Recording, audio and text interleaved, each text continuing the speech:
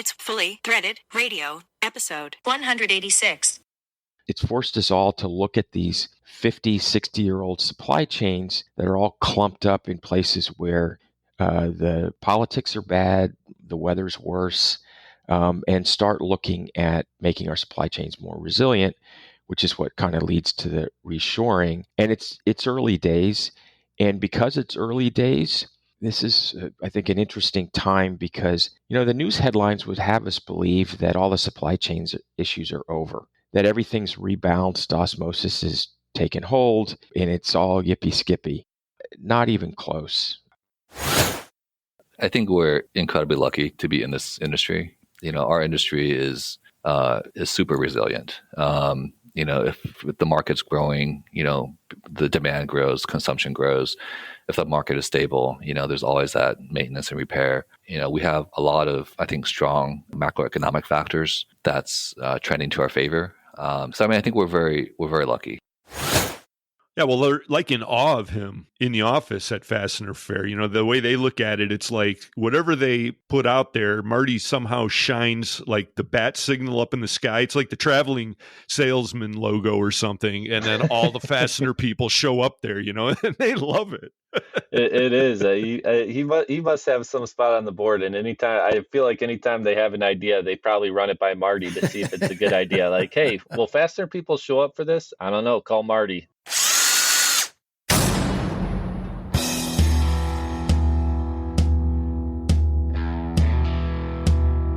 It's time for Fully Threaded Radio.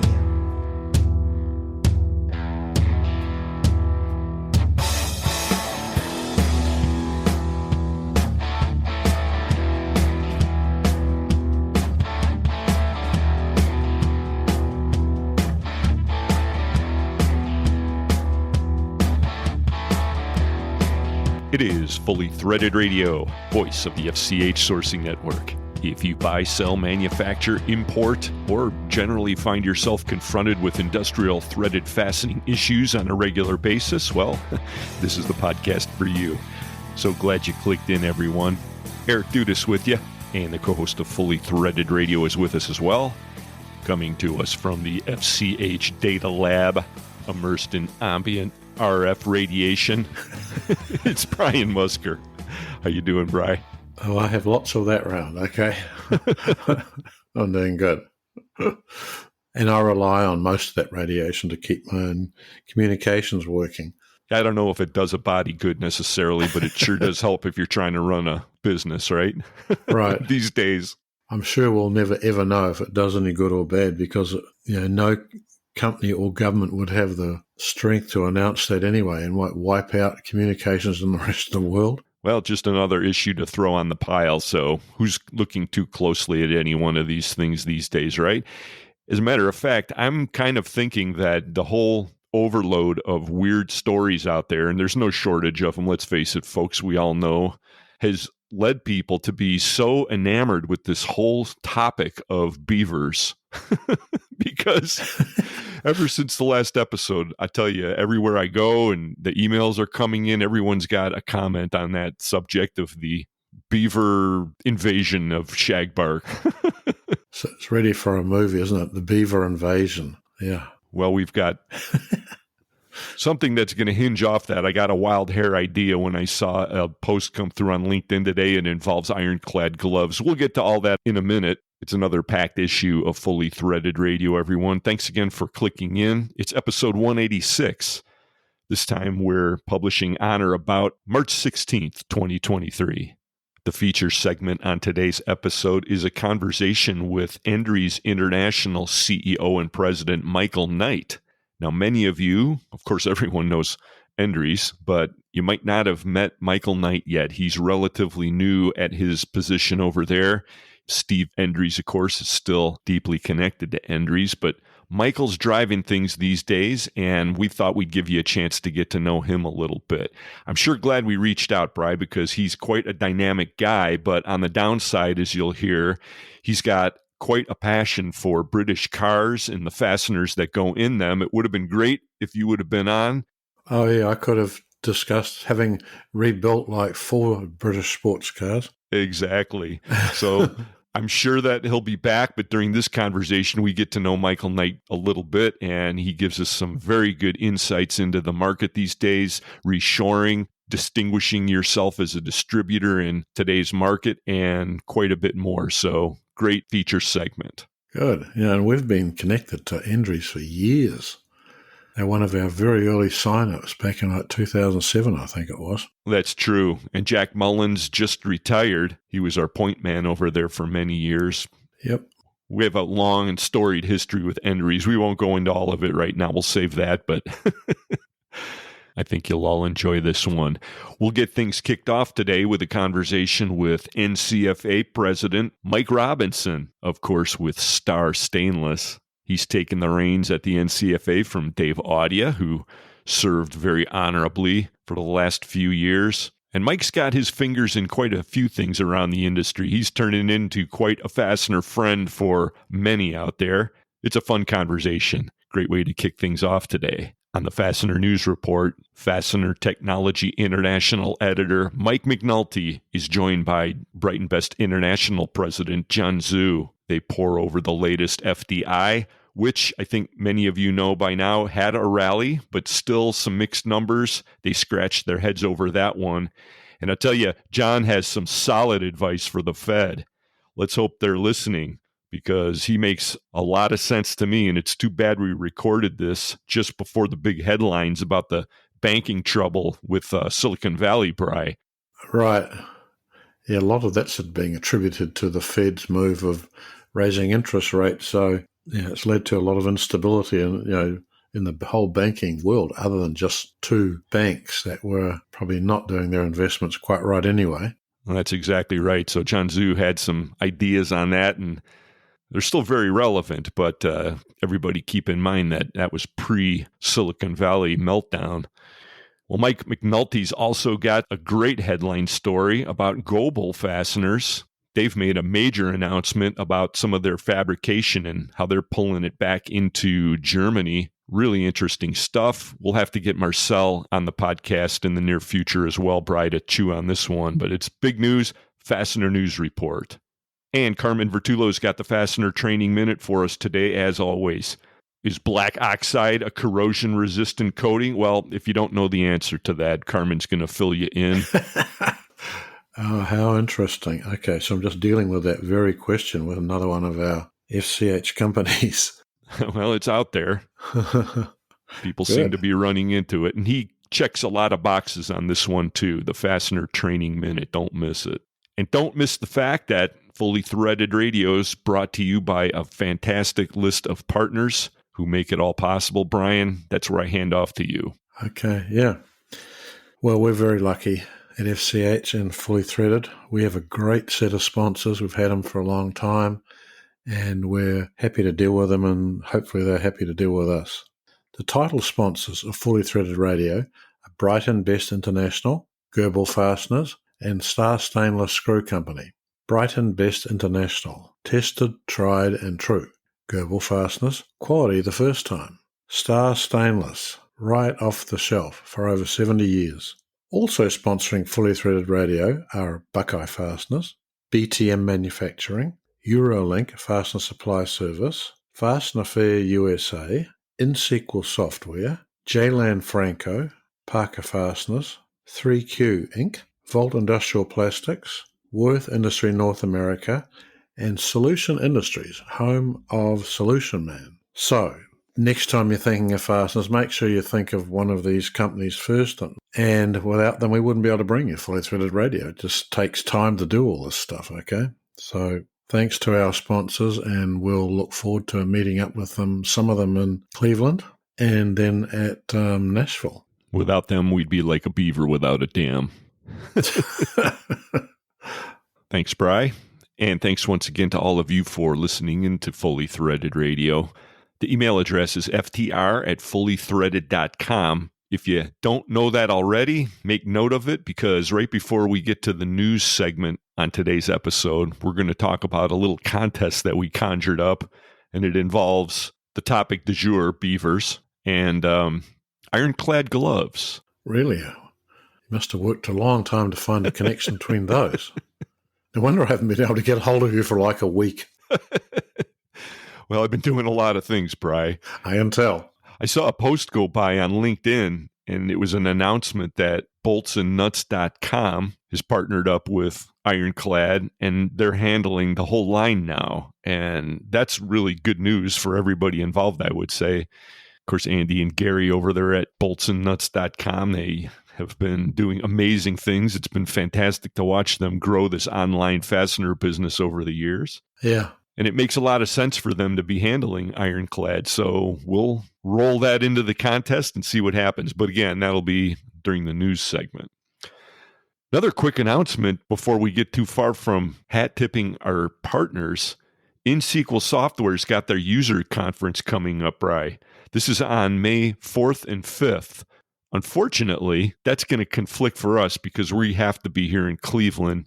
But I know a lot of people are going to be heading to Detroit for this event. If you're an InSequel user, or possibly if you should be one, InSequel.com. That's INXSQL.com. They've got the information for this year's event.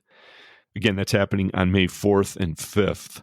And that's a great event to go to, because even if you're thinking of looking to replace your ERP system, and what better way of getting into it than actually going to talk to a whole lot of people who are actually using one of these ERP systems. You get to talk to the people who will be writing you your software and running the help desk and all those things. So it's a great chance to get to meet the company that you rely on. Well, Brandy and Rob and the rest of the company are not going to turn down any opportunities to talk with any current users or prospective users, I'm sure. And you can also drill into a lot of the specialty modules that they have, which are numerous, including their partnership with SmartCert. And again, thanks to LinkedIn, I saw some exciting news from SmartCert, by the way, Bri. That is their new partnership with AFC Industries. Jeez, they just keep putting big feathers in their cap over there at SmartCert. And if you are on the fence about what to do there, just take a look at who's rolling in there. It's going to be a situation of pretty soon, not should you be doing it, but why aren't you if you're not already? So anyway, I'm sure they'll have plenty of know-how and info on SmartCert, as well as the rest of the great InSequel modules at this year's conference, which, by the way, I also couldn't help noticing, it's entitled InXformed, which I think the X is silent, as in InSequel. Like the P in swimming. Exactly. So it's Informed, the InSequel User Group Conference. Okay. We've always got to make sure to add the S, and they've always got to make sure to drop the X, you know? Yeah. Well, a lot of people are heading out to Stuttgart, Germany, Bri. As you probably know, the big Fastener Fair is coming up out there. Got an email from Craig Penland over there at Eurolink. He's jumping in there. I know GQ's out there as well. A lot of guys. There'd be worse places to be. I'd love to go there. Might even be able to remember some of my German. I would love to see you in action. I've been hearing these legends of you speaking German for many years, but I don't think I've ever actually witnessed it. So who knows? Maybe one day we'll get with Bob Chircosta and somehow he'll manage to get us there. But until then, we're stuck here, which isn't such a bad place. Right. Fastener Podcasting. And that won't be so hard because it's going to be a great episode, which we will get back to in just a moment. Thanks for listening, everybody. It's Fully Threaded Radio. When people think Fastener Talk Radio, they think, But then they think of Fully Threaded Radio. Talk radio for the fastener industry. Brighton Best International stocks one of the largest and most diverse lines of construction, industrial, safety, and consumable products in the world through our preferred Ironclad and U.S. Anchor brands. We are committed to providing high-quality products to help get the job done right. Ironclad gloves are the industry leaders with more than 100 task-specific, high-quality PPE gloves covering cut, impact, cold, heat, water, abrasion, grip, and dexterity, receiving the 2018 Occupational Health and Safety Award for New Product of the Year. With our trained sales team members, competitive pricing, 20-plus national warehouses, and next-day service to all major population centers, BBI is committed to bringing quality, innovation, and safety to each and every job site. Gerbil Fasteners has consistently increased its stock inventory in Houston, Texas, as well as focused on developing new, innovative battery-powered cordless tools to improve industry efficiency. Our company's strategy is to provide a level of quality and innovation that stands out among the rest. If you are interested in being part of a brand that is revolutionizing the industry, make sure to contact Gerbil Fasteners today to see what we have to offer. Gerbil Fasteners, the leading rivet source. Stainless Dan here, coming to you from Star Stainless. Star quality is more than products, just the way Wayne wanted it to be. It's simple. We're Star. This is Jason Baines of J-Line Franco Fasteners, and you're listening to Fully Threaded Radio.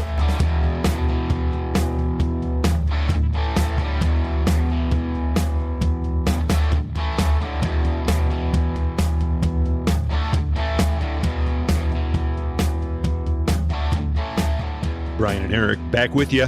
And this time we've got a fastener friend along with us. Actually, he's probably your fastener friend too, or he should be.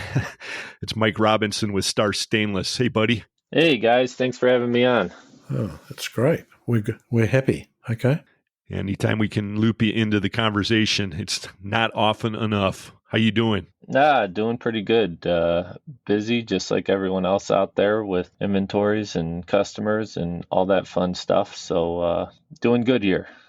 Well, we'll take your temperature on what you're seeing out there in the market in a couple minutes here. Just wanted to point out that in addition to being a part of STAR these days, you're also the leadership, I guess, of North Coast Fastener Association. I had a chance to see you in action the other day. Congratulations. That was a job well done. Yeah, no, thank you. Our North Coast Fastener Association spring dinner that we had, I thought it went really well. We had a great turnout, and I think our guest speakers knocked it out of the park for us. Right. Lynn and I are going to be over in Cleveland for your Distributors social, okay? Yeah, no, so that's kind of our marquee event of the year, and we bring in over 200 people throughout the industry from across the country for that event. And, it's been real successful for us and our members. So we're looking forward to it. Yeah, we've been coming over for years, actually, probably since Eric moved to Cleveland, actually. But last year we couldn't. We were in Australia, I think. Yeah, that's a far commute for the Distributor Social. We'll let you off the hook for that one. You didn't fly back home just for that. We'll let you off the hook. But this year, you better be there. Yeah, when right. is that this year, Mike? It's May 5th? May 4th? May 4th. Star Wars attire is optional if you so choose. But wait a second. Star Wars, did you say? Isn't it Star Wars? May the 4th be with you. May 4th. Oh, gosh. I hadn't heard that. Is that right? Right. It's not a known fact, but I'm hoping that Brian shows up in a Luke or Darth Vader outfit so we could all spot him. Oh, God. But no, we're looking forward to that event. And like I said, we got, usually bring in over 200 people. We're also teaming up with Charlie Kerr from Kerr Lakeside here in Cleveland, Ohio, and he's going to be offering free plant tours. So if you haven't gotten to see some domestic manufacturing, some domestic fastener manufacturing, that's one of the best manufacturers on the fastener side here in the greater Cleveland area, that he's going to open his doors and give us free reign in his shop there. I'm glad you brought that up, Mike, because I want to point out right now that, he's passing around this PDF RSVP form to line everything up for the open house, which is great. And he's a very fastidious person. You know, he likes everything really organized, and he's got this great menu planned for everybody who attends. Hamburgers, hot dogs, Italian sauce. I don't know. He's got like 9 things on his menu, and he's got it all on this PDF. So you're supposed to print out this PDF and then RSVP with the names and the times you're going to arrive and what you want, and like if you want any side dishes. And seems like a lot to do on a PDF. Why can't the North Coast? I don't understand this. Speak on this as the president. So we've had conversations, and I was handed the slip actually at our North Coast dinner there, and he goes, "Here you go, turn it in." And I was like, "Well, I don't have a pen right now." He goes, "Oh no, just email it over to me." And we stepped in and had a conversation with them about how exactly to go about that, make it a little bit more efficient for people like me and you and other North Coast members and people coming in from out of town. And he's an old school guy, and this way it's not getting messed up. He's given us lots of options to make sure everyone's happy, which none of our previous tours had done, with multiple menu options there. But during our conversation, I found out it is not only the North Coast Association that he's going to be having tour. He belongs to several other associations in terms of on the manufacturing side of things. Right. He's inviting those associations out as well, because they're celebrating the anniversary of Kerr Lakeside, which is the purpose for him opening the doors like this. So 75 years, is it, or 70? Do you remember? I believe it's 75 years. So, wow. That's not too many places out there can say that their family day one, 75 years later, is still running the joint. Right. Well, Charlie pulls out all the stops when he puts one of these open houses on. I have to say, out of all the outfits that do this kind of thing, he really does a great job of it. So I guess it's worth doing the PDF and emailing it in, but I don't know. I did question it, but I forgot about all those different associations he's going to have there. So it should be a pretty big deal. Yeah. So what happens if you're not in Cleveland or in the Ohio area? Then if you're in Chicago, you haven't got one of those forms. So on the North Coast website, when you register for the social, there'll be a form available to you, and you'll make your selections and just email it over to Charlie Kerr, and he'll make sure to get all your food menu options selected correctly, mark you down for the tour, and coordinate it all on his end. So that's something that he said, put it on my shoulders. That's fine. I'll take the emails and I'll make sure it's done correctly. So, wow, I've never registered in my life. I just turn up. I'll have to go online. Not everyone has the same clout as you, Brian. So some of us have to register for things. Oh.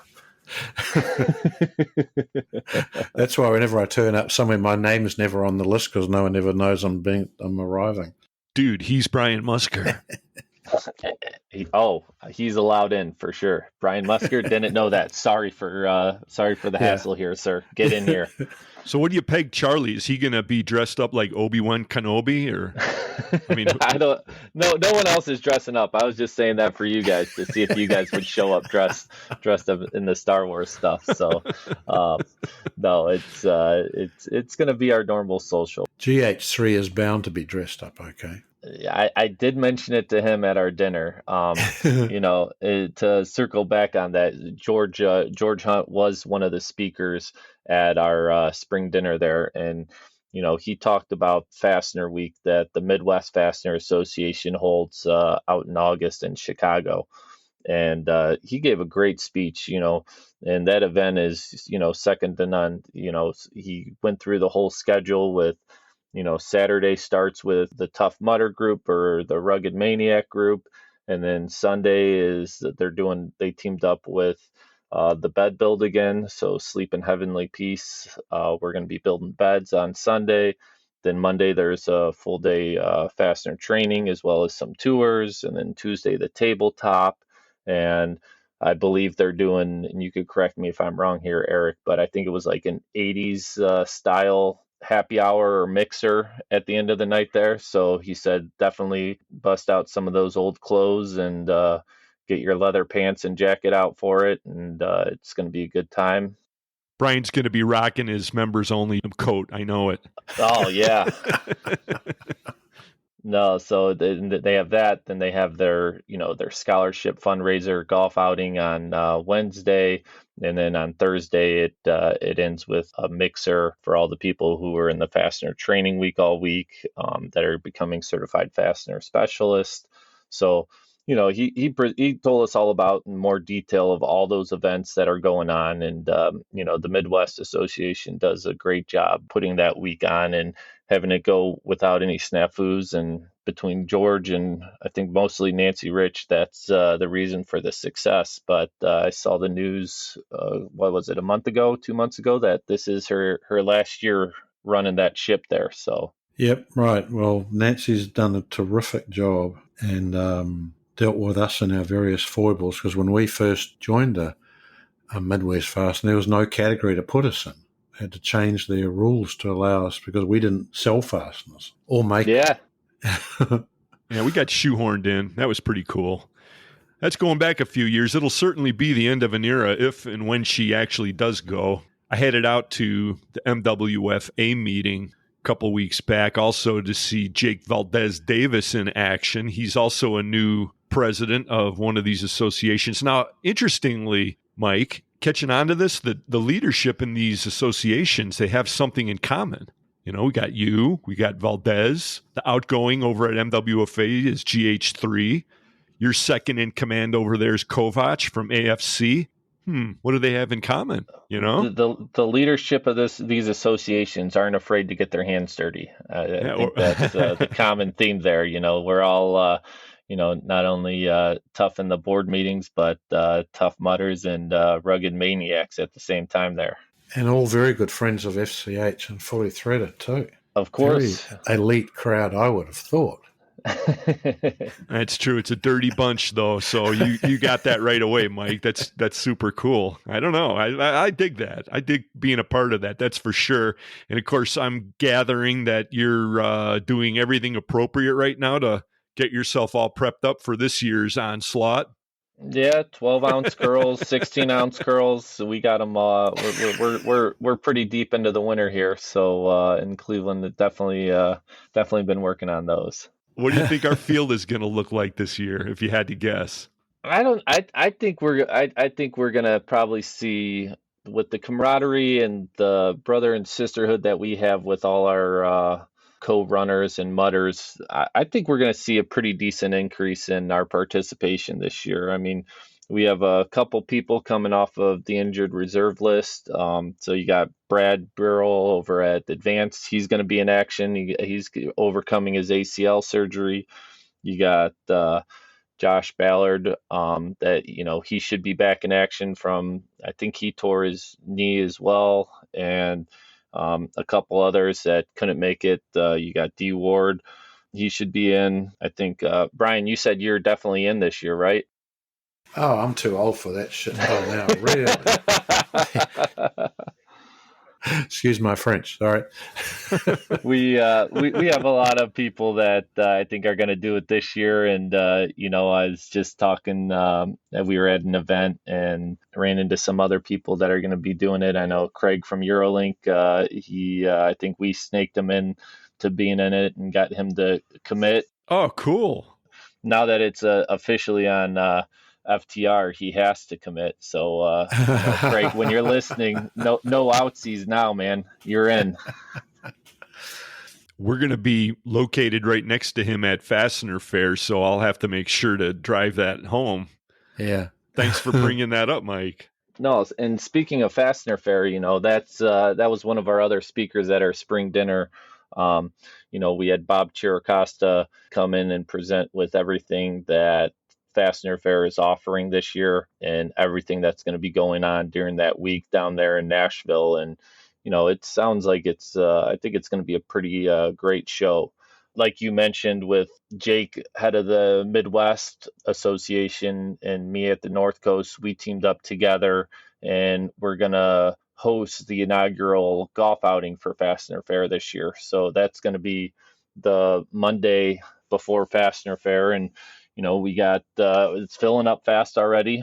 So we got plenty of people entering and registering for that. So if you haven't registered, do so now. You could do it on the Fastener Fair website. And then following the golf outing, we're also hosting a mixer or happy hour as well. So, we're going to really push that and provide as much networking capabilities for our members and, Fastener friends out there as we can. So, that's just to kick off the day before the actual show starts. And then, you got the show, and I think they said they had, I think it was when Bob was presenting, what was it, 65 or 75% more people having tables or showing at the show than they did previously at Detroit. So the show's going to be their biggest and best yet. So that'll be good. And then I think they're doing a networking event as well at the Country Music Hall of Fame. Yeah, right. And when we're there, they have enlisted Tommy O'Keefe and his band to play during that networking event. So, it'll be cool to see one of our Fastener friends, Tim's son, up there performing at the Country Music Hall of Fame for all of us. So it should be a pretty good show out there. Yeah, Bob was stoked about the attendance and the expansion of the show this year. That's for sure. And it was really cool that he came out to Cleveland and you guys put out such a great spread for him. So that was, I don't know, it just worked. So that's May 16th and 17th Fastener Fair this year down in Nashville.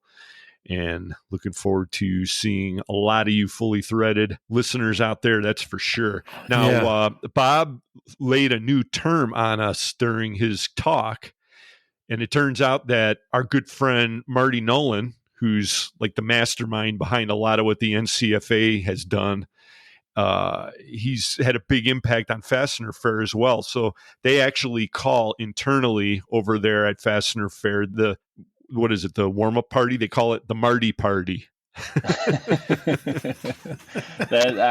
love that term that he used, and I told Marty that's probably what we should start marketing it as.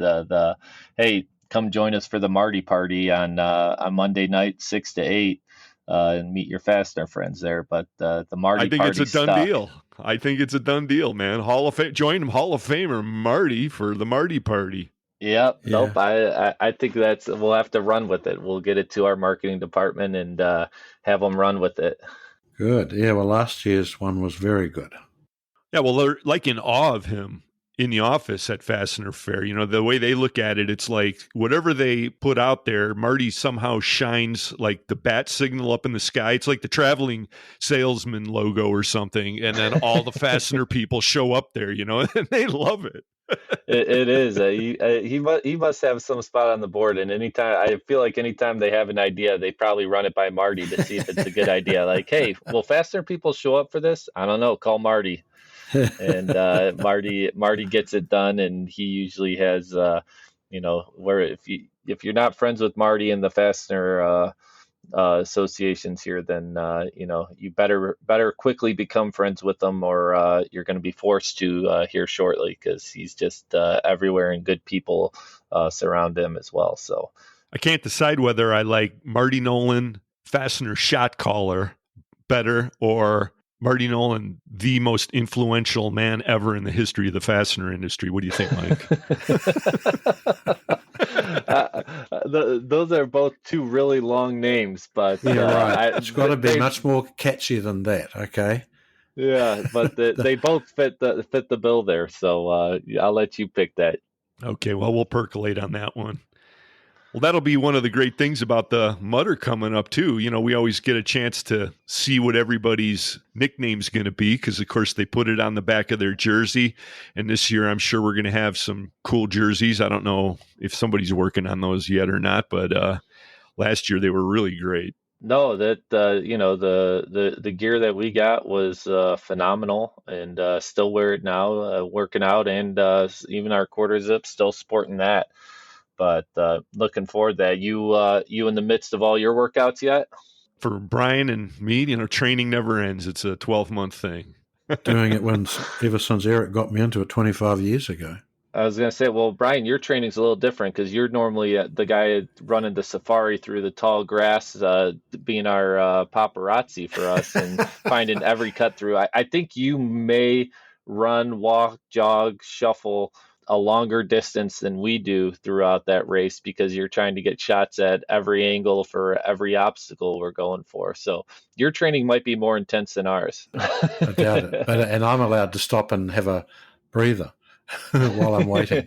No, what you're saying is true, Mike. He and the lovely and talented Lynn and Carmen Vertullo last year, the three of them, they were hoofing it. And by the time we hit the finish line, they might not have been as muddy, but they were definitely sweat covered, put it that way. So you guys did a great job, Bri. So whether or not you actually officially enter the race, you're still an official member. Yes, definitely official member, and support with you guys and anyone else that wants to come on and cheer us on and be part of the group. I mean, it means a lot more than you guys know, sitting there and seeing your face, cheering us on throughout that race. It's extremely helpful to us. So we appreciate the support, and even if you slip and fall in the mud a couple times, like the first time, it's appreciated. Well, you haven't seen. Maybe we slip and fall in the mud occasionally too. Now, isn't somebody putting together a movie of last year, or is it a teaser or something? I mean, what's going on with that? Have you heard? So Bob Bear, he's I don't know if he likes it or not, but he has been chosen as our captain every year, and he organizes this and figures out everything from rides from hotels to the mutter, the gear, the sign-ups, the passes for parking, and he coordinates all of it. So he said he's going to tinker with putting together a hype video here for us and hopefully help us recruit a couple new Fastener people out there to join the crew this year. So I'm excited to see his hype video that he's going to bring out for us. So it should be good. Yeah, we've all thought of that. The problem is you have to have had like Cecil B. DeMille's experience in order to sit down and make up a movie of all the various videos we have. It's just not, while you're busily trying to keep your business running, it's a little hard to take a month off to learn how to use one of these, proper video editing tools. Well, there's a lot of material to go through, but Bob's the kind of guy, he's the kind of guy who will grind it out and get it done. So good thing we've got GQ on the team. That's all I got to say. Oh, yeah. Nope. As long as we got him, and, our team's always full of fun hints for him to, hey, use this. I think George officially named our team song "Kickstart My Heart" from Motley Crue. So we'll see if that gets that makes its way into the hype video. I'm sure it will be. So he gets plenty of suggestions from us. It's we're really good at suggesting stuff, but Bob's the execution there. He makes it all become a reality. Well, let's round out the conversation with the NCFA and the MWFA Fastener Week with shouting out the website. So that's ncfaonline.com. You can register yourself or at least get more info for the upcoming Distributor Social. That's your next big headliner, Mike. And then with MWFA, of course, that's mwfa.net. And you can see all the Fastener Week details. And I think they may have a teaser for the race out there too, but you can reach any one of us on the team. We're easy to find if you want to join in with all that.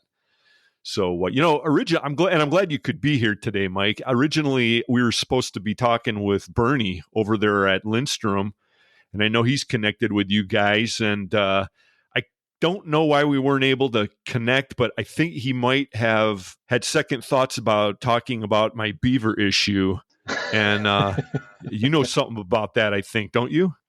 So it just so happened I was meeting him for meeting with some customers, and on my flight I had downloaded the most recent episode with you guys, and I heard you mention that you were having some conversations with him, and so when I got there I was talking to Bernie, and I go, hey, so what are these suggestions for getting rid of beavers?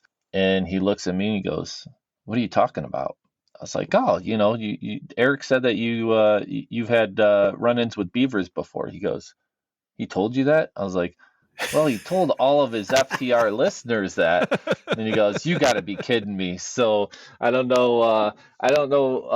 All the full details, what's disclosable or not, but he was he was surprised that it made the radio waves here, and had some funny stories about it. But it led to beavers are for some of us. I didn't know that they could be such a nuisance, and from listening to your stories and his, it's more common than I knew of. Well, up in his neck of the woods, it's kind of a way of life once you're out of the city. I mean, I took it for granted that he knew all about them. So, yeah, for me, it's kind of a new thing. And it's not the end of the world, as we pointed out on the last episode. But, yeah, it's definitely full of interesting twists and turns. So that's kind of funny. I'm glad you did that, Mike. Thank you. You inadvertently helped me drive that one home a little bit. And, during the storytelling and hearing the full background of them, I saw some pictures of some of the beavers. And those things were not small. Those are... you're right. Large animals there, so I could see how they could be a problem. Yeah, up in Canada, Brian and I are used to seeing those guys swimming all over the place. One time, and this is going back how many years, Brian? We actually entitled the episode of the podcast, "Do Beavers Have Ears?" Remember that? Yeah, right. Because that was, I think, the first time we encountered a bear swimming across the lake, and he was out in the middle of nowhere. He was like a mile from shore. Yeah. And here's this bear. And Brian at first thought it was just a giant beaver because we were used to seeing really giant beavers. It happened to be just a kind of a small-sized bear, though. Right. And all it had was its head and its ears out of the water. And we followed it. Actually, we took a movie of it. It didn't really want us to around it. We didn't. We stayed away a bit. Was it a black bear? Yeah. Yep. It swam right across from one island to another island. And it was about like 3/4 of a mile. Holy cow. And you guys thought the best idea was to row closer to, or get closer to this bear and continue to follow it till it's on land, where it moves its advantage times 10 to you guys. That was the best idea at the time? Yeah, in hindsight, we might have done it a little differently these days, Mike, but we were less responsible back then. Yeah, we did some crazy stuff up there. We had a lot of good times, though, over the years, our many travels up there in the bush. And, yeah, you'd never know what you'd see out in the middle of the lake. One time we saw a group of small raccoons. Don't ask me what they were doing. There was 3 or 4 of them, and they were swimming between islands, but they were, like, way out there. We've also seen deer pretty far from shore, and of course things like minks and otters all the time. But yeah, it's always kind of a thrill, and we've always given them a respectful distance when we film them and stuff, But it's just a great part of being up there. Yeah. Do you guys get to see any fish when you're up there too, or is it just? Well, that's where the beavers come in, because if you get too close to them, they flap their tails and make this big bloody whacking sound on the water to try and keep you away. So it frightens all the fish away too. Yeah, well, that's true. But more to the point, Mike, you caught right onto that. Once you start talking really about the wildlife experience you're having, the fishing's pretty crappy. I was gonna say, who caught more fish that trip? That bear that swam by you, or you guys? Yeah, that's hard to say. I know who drank more beer though, so that was no contest.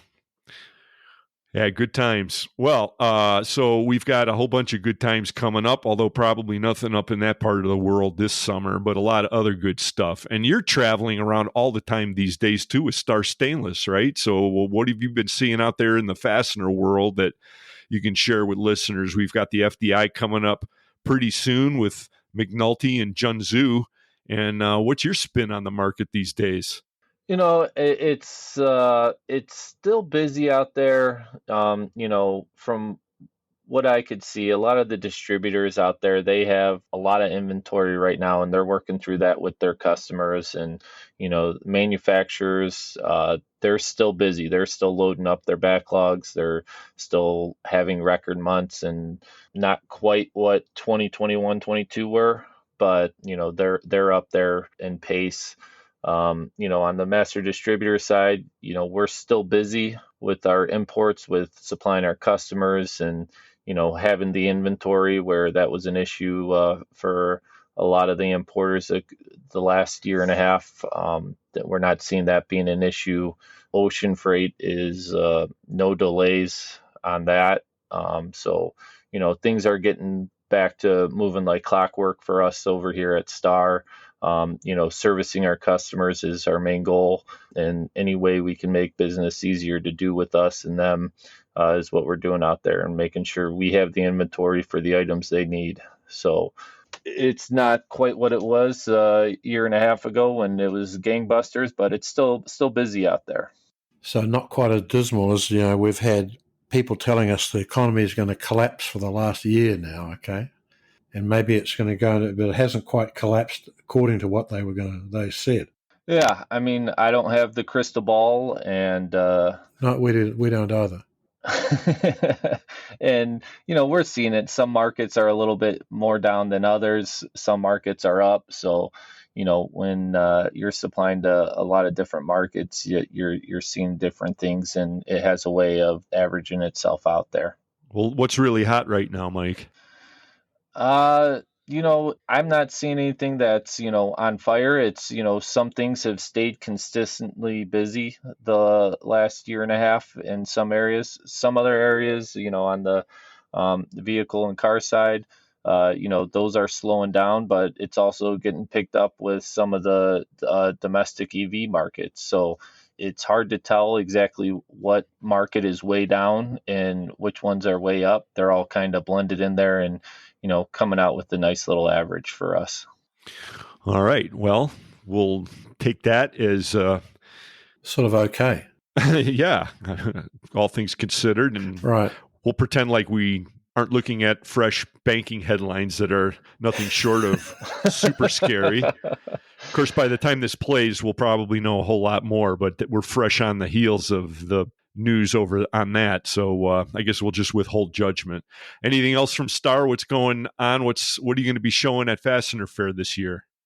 We're the whole LinFast Solutions group. We got a nice booth there. We're going to be bringing all our teams from all our divisions down there. On the Star side of things, we're adding some product lines and product categories that previously we have not carried. So not too much detail on that yet, but come summertime, right around Fastener Fair or shortly thereafter, we're going to have some new product lines to offer our customers, and really think that there's a good fit for a lot of them out there on those. So we're going to continue to keep adding product lines and help our customers as much as possible out there. Good. And remember, when you do, you should let us know, because that's what drives the Direct Connect lookup and unsequel. Yeah, no, we use that Direct Connect a lot, and especially with your part builder there, it helps our customers find the parts with us. So we will definitely be in contact with you and Eric here to make sure when those products get in here and are available on the shelf for our customers to pull. Right.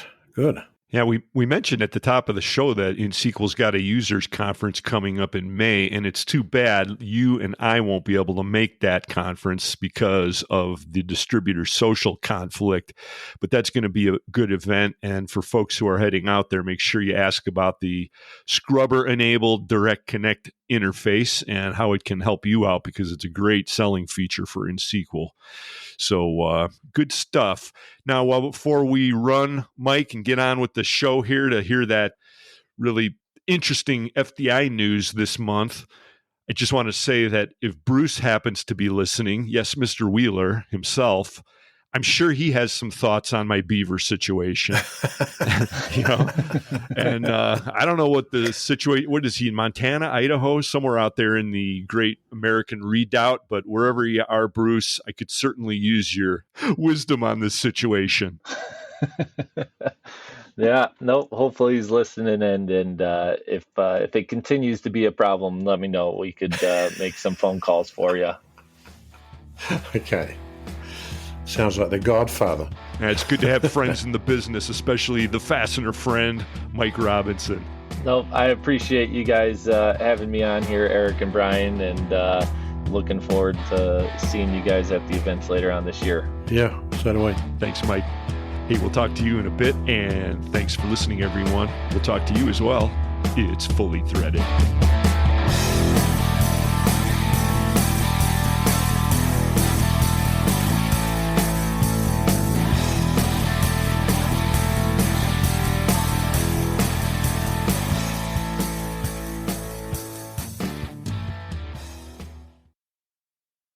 We all know this is about winning the war on notebooks. We can't do that without the ability to offer hard-to-find metric fasteners, manufactured to ISO and DIN standards. Delivered fast, faster, or as fast as your star-spangled man with a plan. Every quote you request, Eurolink fulfills. Help keep America's workers armed and ready with any metric fastener in the multiverse. With Eurolink, you get what you want when you want it.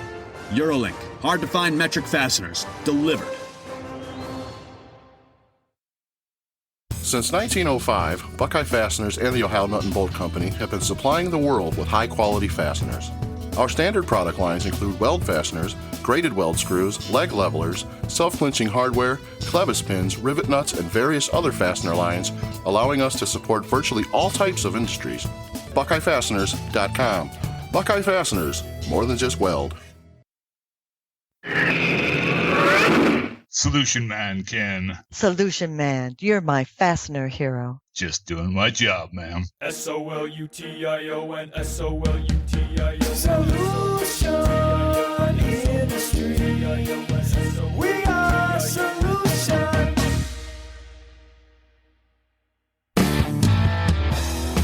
Hello, this is Christian with Global Fasteners, your leading source for blind rivets, threaded inserts, and tooling solutions. You're listening to the voice of the fastener industry, Fully Threaded Radio.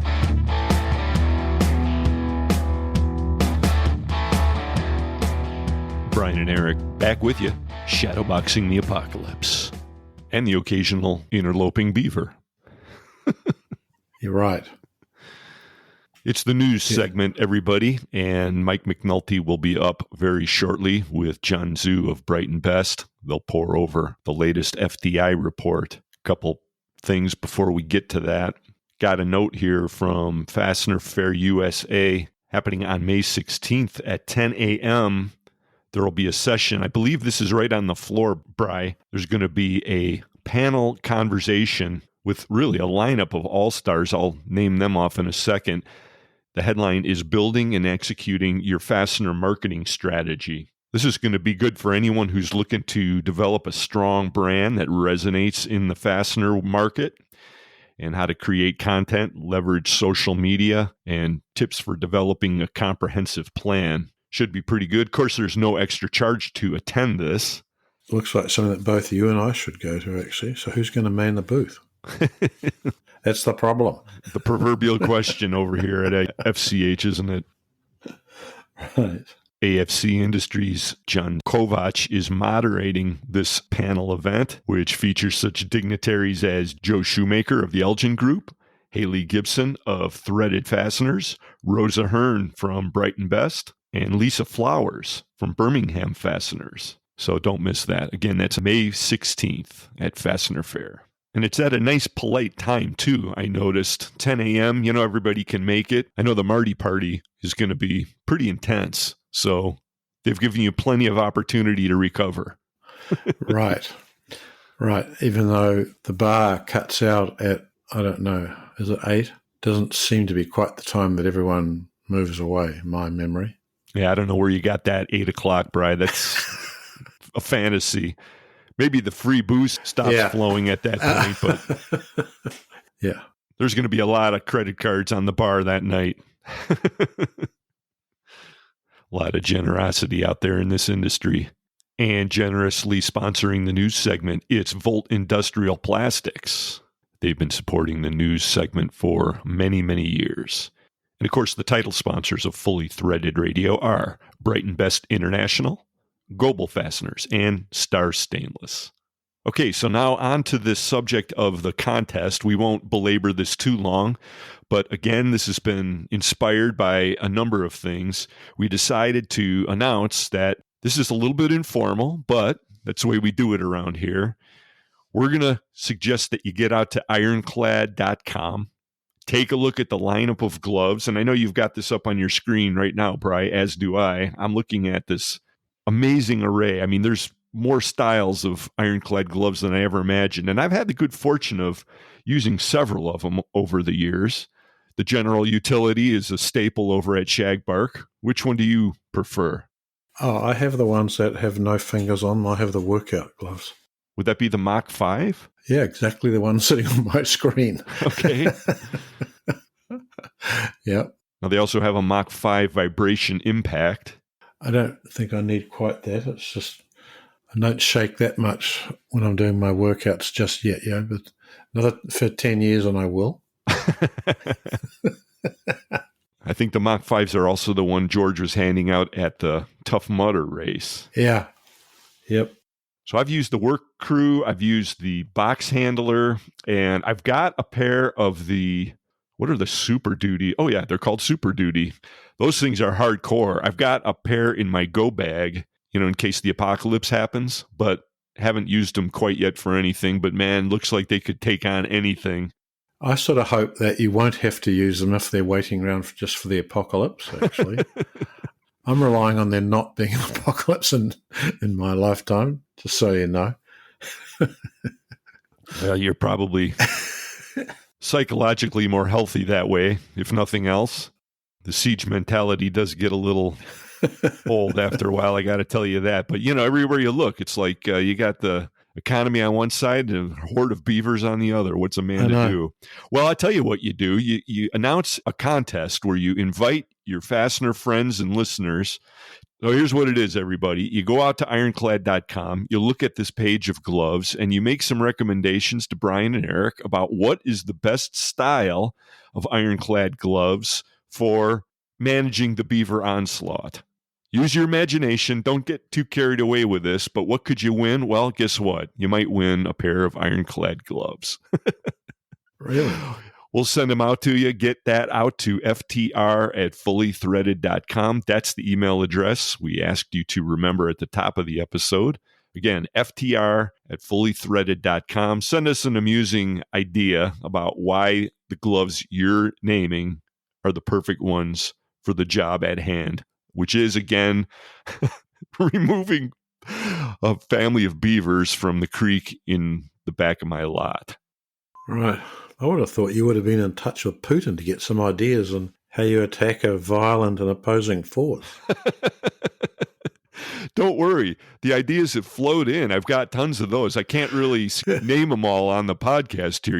I'd offend too many people. But no, we're going to do this in a very humane, kind, gentle, beaver-friendly way, but I'm just getting them the hell out of there. Right. They need to be in a nice fancy condo on someone else's property. Yeah. Someone with some really delicious trees to chew down. Yeah. All right. So that's the ironclad glove contest. I hope that's clear enough. Rewind if you need to, but we're going to play this one a little bit loose. Get yourself a pair of ironclads. Make a suggestion to us. Send it to ftr@fullythreaded.com. We'll announce the winner. Possibly we'll have several on the next episode. Yeah, and possibly the Mach 5 workout gloves may not be the most useful ones or the safest ones, incidentally. So they've got big teeth. Yeah, I've got my own favorite in mind already. I'm going to hold that close to the vest for the moment. All right. So enough prattle. How about do the honors and get us over to Mike and John? Yeah. And now, for news about screws that you can use, here's Mike McNulty.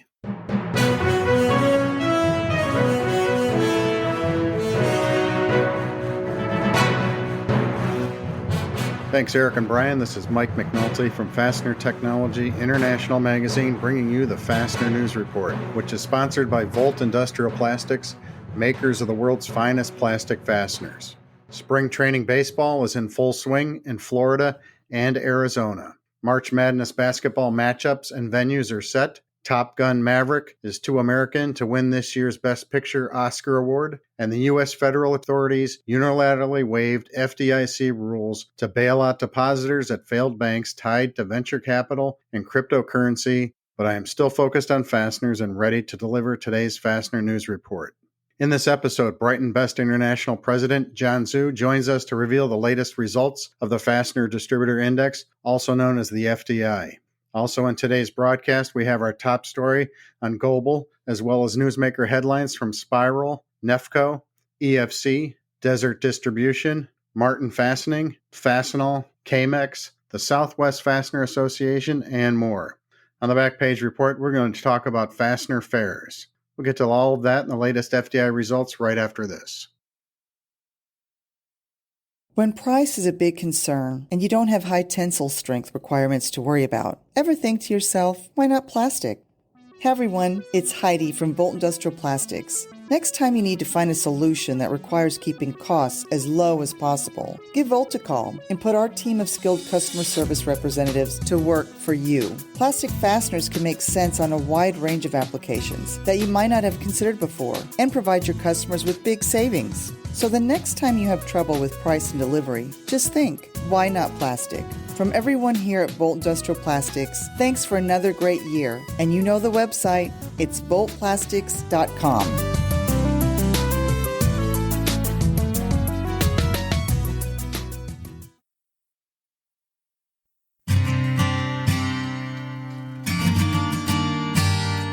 Hey everybody, Jake Davis, President BTM Manufacturing, ISCO Incorporated. Hey, we're excited. We've partnered with Sleep in Heavenly Peace, and we're excited to announce that we have scheduled another bed build coming up in June 10th, Saturday, 9 o'clock till 1 p.m. or until we're done. For those that have done it before, we're hoping you'll help out again. We're going to be partnering with our friends at Twin Lakes Insurance again, and Wachter. They helped us out tremendously last time on the fundraising side, so we reached out, and I know we'll probably have a fair amount of their Wachter warriors on the premises here. So we're going to do the same thing as we did last year. We got the Elios coffee truck will be here for breakfast and coffee as we kind of get everybody signed in, but will be a fundraising bed like we did last time. So we got to raise enough money to do hopefully more beds this year than we did last year. So mark your calendars, June 10th, 9 o'clock till 1 p.m. Could be more, could be less, just depends on what we raise. So sleep in heavenly peace. Hope you're there. Jake Davis, President BTM Manufacturing, ISCO Incorporated.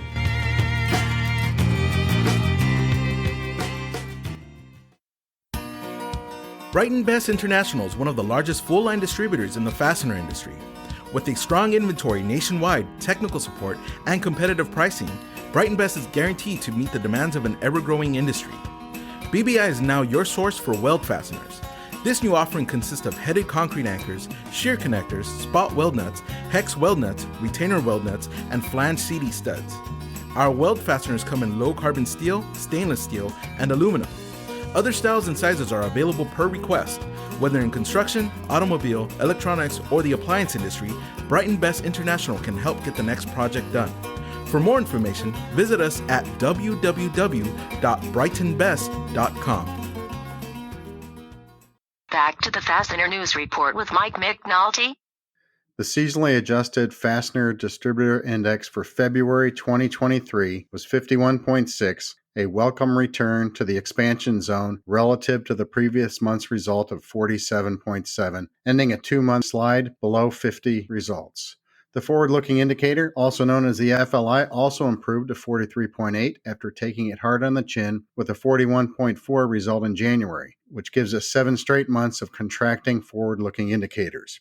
Fastener Distributor Index data is collected and analyzed by the FCH Sourcing Network and Baird. The FDI seeks to identify demand, pricing, and outlook trends within the American fastener distribution industry. To get some insight on these results, we talked to Jun Xu. He's the president of Brighton Best International. Hi, John. Thanks for joining us on the Fastener News Report. Hi, Mike. How are you? Good to be here again.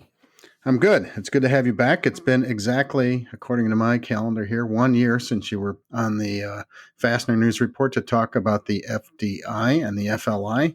Yeah, I like to be here when it's over 50, so it makes the conversation a little easier to have. Yeah, and a lot has happened in the last year. And but before we get into that, what do you think about the latest FDI results?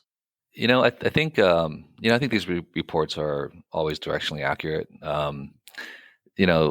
What we're seeing, and I think what's true of the market is that it's pretty resilient. I think activity is still pretty strong, and despite all the talk of recession and all the negative press, we're not really seeing it. We're not really seeing what people are saying we should be seeing. Mm-hmm. There have been obviously layoffs and contractions, like in the IT sector, right? But if you really think about it, that's a pretty small portion of the overall market. I think all the IT layoffs, if you add them all together, in 1 month, the U.S. economy added back in multiples, right? So, and when you look at what the Fed, their responsibility is really to look at every weight. Every job is the same weight. They don't really make any type of preferences. They just see one number, which is unemployment, and one job is one job. So, I think to the Fed, they still see activity being pretty high.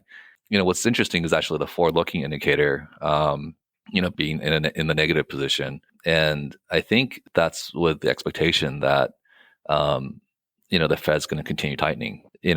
That's what they see is that growth is continuing, inflation is continuing, and what they think from that is that it's bad, and so they'll continue tightening it until it slows down. I think a lot of people have different views on that. I have some personal views on that myself, but I think that's the reality of it, is that they're going to continue tightening. And that's why I think the forward-looking indicator is probably negative. Yeah. And that coupled with, you touched on it earlier with all the negative press and the layoffs. I mean, that's a good point about the tech layoffs. It's not really a lot of fasteners being used. No. Sector. They don't make a whole lot except for, social media content. So, yeah. Yeah. A year ago when we were talking, they were talking about what was the Fed going to do. I mean, they've obviously done, inflation has settled down a little bit, but it's still pretty high, and interest rates have been increased, and they're probably going to be increased some more. So, what are your personal views on what's going on there, if you want to share them? Yeah, no, absolutely. I think inflation is stubbornly high for actually two main reasons. One is that our economy in the U.S. is just so diverse, and there's so many sectors that it's really hard to have a cause and effect type relationship, right? So I'll give you an example. Like with the rates going up, what happens is people stop building, right? So if you look at warehouse space in this country right now, typically if rates are lower, builders are going out there and building new capacity. With rates where they are, they've not been building new capacity. So that's slowed down the building sector, but the effect of that is that the rental sector has gone up, right? Because you're limited space, and rent, if you look at the last 5 years, has escalated, especially for warehouse space. I'm seeing in some markets it's doubled in 5 years, and that's inflation, right? So that's another form of inflation. So where the Fed, I think I made this analogy once. It's like playing whack-a-mole. And, the Fed being the player is, has a delayed response time of 3 to 5 months. So, when something comes up, they try to hit it where it was. It's already gone. It's gone. And the only way that they can really play this game is to hit the table so hard that the table collapses, and that's what they do with, the interest rate hikes. I mean, it's such a blunt instrument that it just affects the whole ship. And that's the only thing they can really do. What I hope the Fed does is to really kind of look at the data and think about why the economy is being resilient, right? So one way I look at it is, there's financial incentives to invest, and there's also strategic reasons to invest. I think to me, strategic reasons really is, the idea that if you don't invest, there's a greater cost to not investing, right? So there's a greater cost to the future if you don't invest today. Financial is more just, you want to make more money or save some money, so you invest. But I think what's been really driving investment in this country has been strategic, actually. I think there's been a lot of reshoring of manufacturing. I think there's been, if you look at the tech sector, like they're building semiconductors, that's a strategic investment in this country. I think infrastructure is a needed investment in this country. Oil and gas has been pretty active in this country, I think, in reaction to what's been going on in Europe. So, you have all these sectors that are investing despite inflation, because it's a strategic investment, right? And so, so what I hope is that the Fed kind of looks at this and says, well, some growth is not bad, right? Some growth we actually need because it's actually good for the country. and we should let it grow. But, the concern is that they're going to look at all this and say, well, because the Fed's run by economists, right? And economists are data interpreters. They're not really, I think, thinking about this strategically. They're looking just basically at charts and saying, I need to hit, 2% inflation. So, and here's what we did last time, time this happened. And my concern is they see all growth as bad growth. But really, I think to me, you want to reduce the trade deficit, like maybe making more stuff here is not a bad thing, right? So it's actually a good thing. Right. It's a good thing. And so we should invest more and we should be investing in these sectors. And this growth is not bad growth long term. So, that's my personal view. I hope the Fed is able to parse that out and say this is good growth and this is bad. Financial speculative growth is bad growth, but investing in our infrastructure and manufacturing capacity is good growth. So I hope they're able to parse that out. Yeah, I think, last time you were on a year ago, you mentioned that, the U.S. is a safe haven for investments. And I think that's only gotten stronger over the last year, that I agreed with that back then. And I think I agree with you even more. And I think that momentum is just going to continue for the long term. I think so. I think, I do think that's shifting a little bit, because I think the rest of the world, Europe is still kind of in a mess, but I do think they're coming out of their slump. I think we're seeing more activity out of Europe right now. And, I think out of Asia and China as well, they were under zero COVID lockdown and, they're coming out of that as well. And they're targeting some growth. The other parts of the world are starting to come out of the COVID haze and starting to invest now. And that's not a bad thing either. I think, I think the global economy acts as a one, but I do think in the long term, certainly investing more in manufacturing and capacity in this country it's good. It's good for the country. It's good for us as fastener distributors as well. Well, that's definitely a good thing. And to use another metaphor, we need to avoid the idea of throwing cash from helicopters at every problem to solve. That's the big contributor of inflation, and I think that we've seen in the last couple of years here. So, if you look at the reason why inflation happened, you can pretty much trace all of it back to the government. I think it started off with the tariffs, the Section 301. Who ended up paying the tariffs? The importers. And then that eventually got passed on to the supply chain, to distributors, and eventually to end users. And that was a pretty significant tariff. Like you said, the helicopter dropping of money, all the stimulus checks that shot up demand. And demand is a lot easier to control than supply, right? Supply takes time to build. It takes time to build a factory, to build ships, to build containers, to build trucks, to train drivers, all that stuff. So demand shot up and supply couldn't catch up. And then that led to sort of the third reason, which was a supply shortage. So if you really think about it and kind of parse it back, I think the main drivers of inflation has been government policy. And that's the part that I think as business people, we don't like to see. Like in general, I like to see very little government involvement in decision making for businesses, because they're just not fine tuned enough to really know. And they're late to the party. Yeah, and we really need scalpels, in business. So, but yeah, that's, if you think about inflation, why we here, why we are where we are. I think a lot of it, I wouldn't say all of it, but I think the vast majority of it is probably government. Well, we'll see what they do next, but in the meantime, we'll keep focusing on fasteners. So let's jump into some of the numbers here on the FDI report. It looks like that higher employment and supplier delivery index drove the FDI improvement this much, and the sales index was also a little bit better. It was 51.4 versus 44.7 in January, so a little bit of strength there boosted us back over the 50-point mark. Yeah, absolutely. I think supply has improved, and I think that's improved, obviously availability and backlogs. And, I think that's where you see some of the sales improvements. Then also had some of the other results. So the employment index jumped up a little bit too. We talked last time, and almost every guest has talked about the problems with labor. And I think last time you said you guys were looking to add more people than you were always looking to add people, and it was, kind of hard to get them. Has that changed over the last year?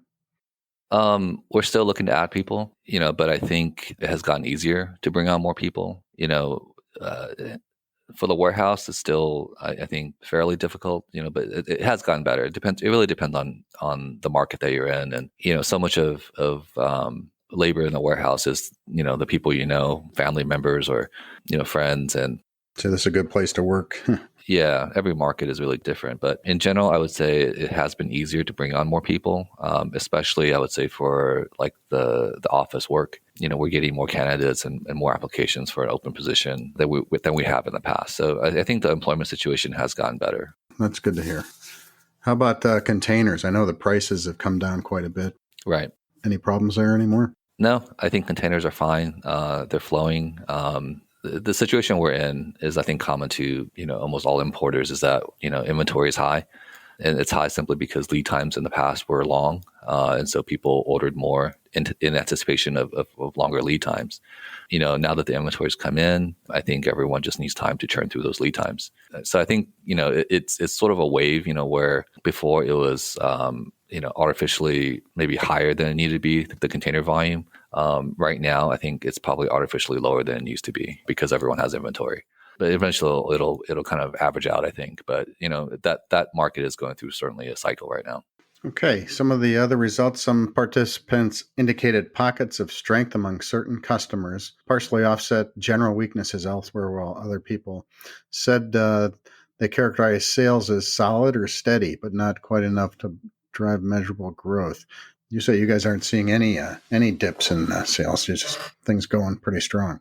No, I mean there are dips. Certain I think areas, maybe in certain areas.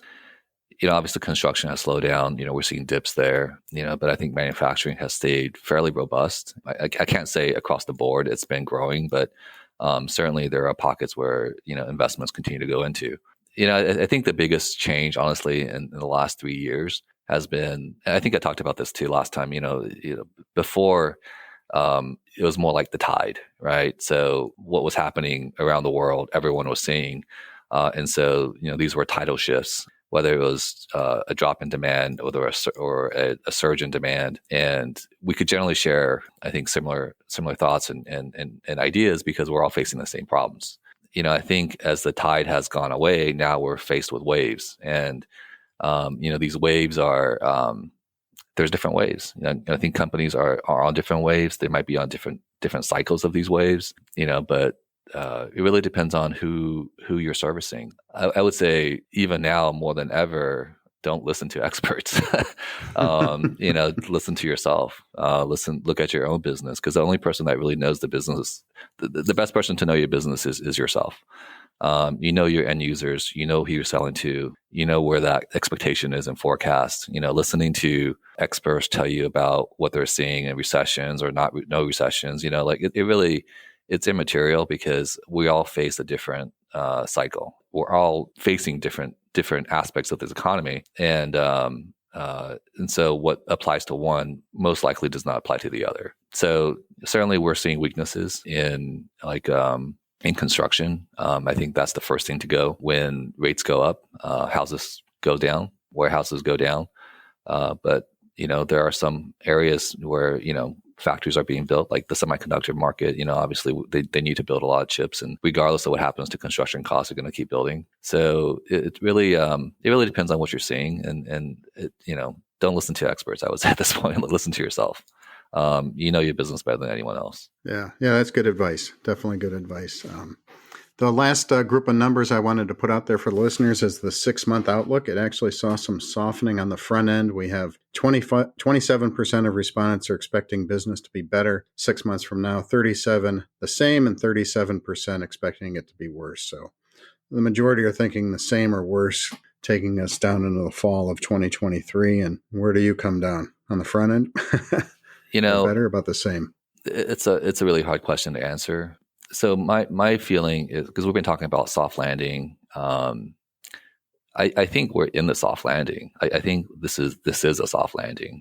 Getting readings like this, in the low 50s tells me we're stable, we're growing slightly. I think this is a soft landing that we're in. Still looking to hire people. Yeah, yeah, right. So, and where do we go from here? So the only entity that can really screw this up is the Fed. That's my feeling. Everyone left to their own devices will continue investing in their business and this economy. The Fed does not want to see that. So they're going to raise rates. I think we thought it was going to be 5% ceiling. It's probably going to be higher than that, over 6%. What does that really do? I'm not sure.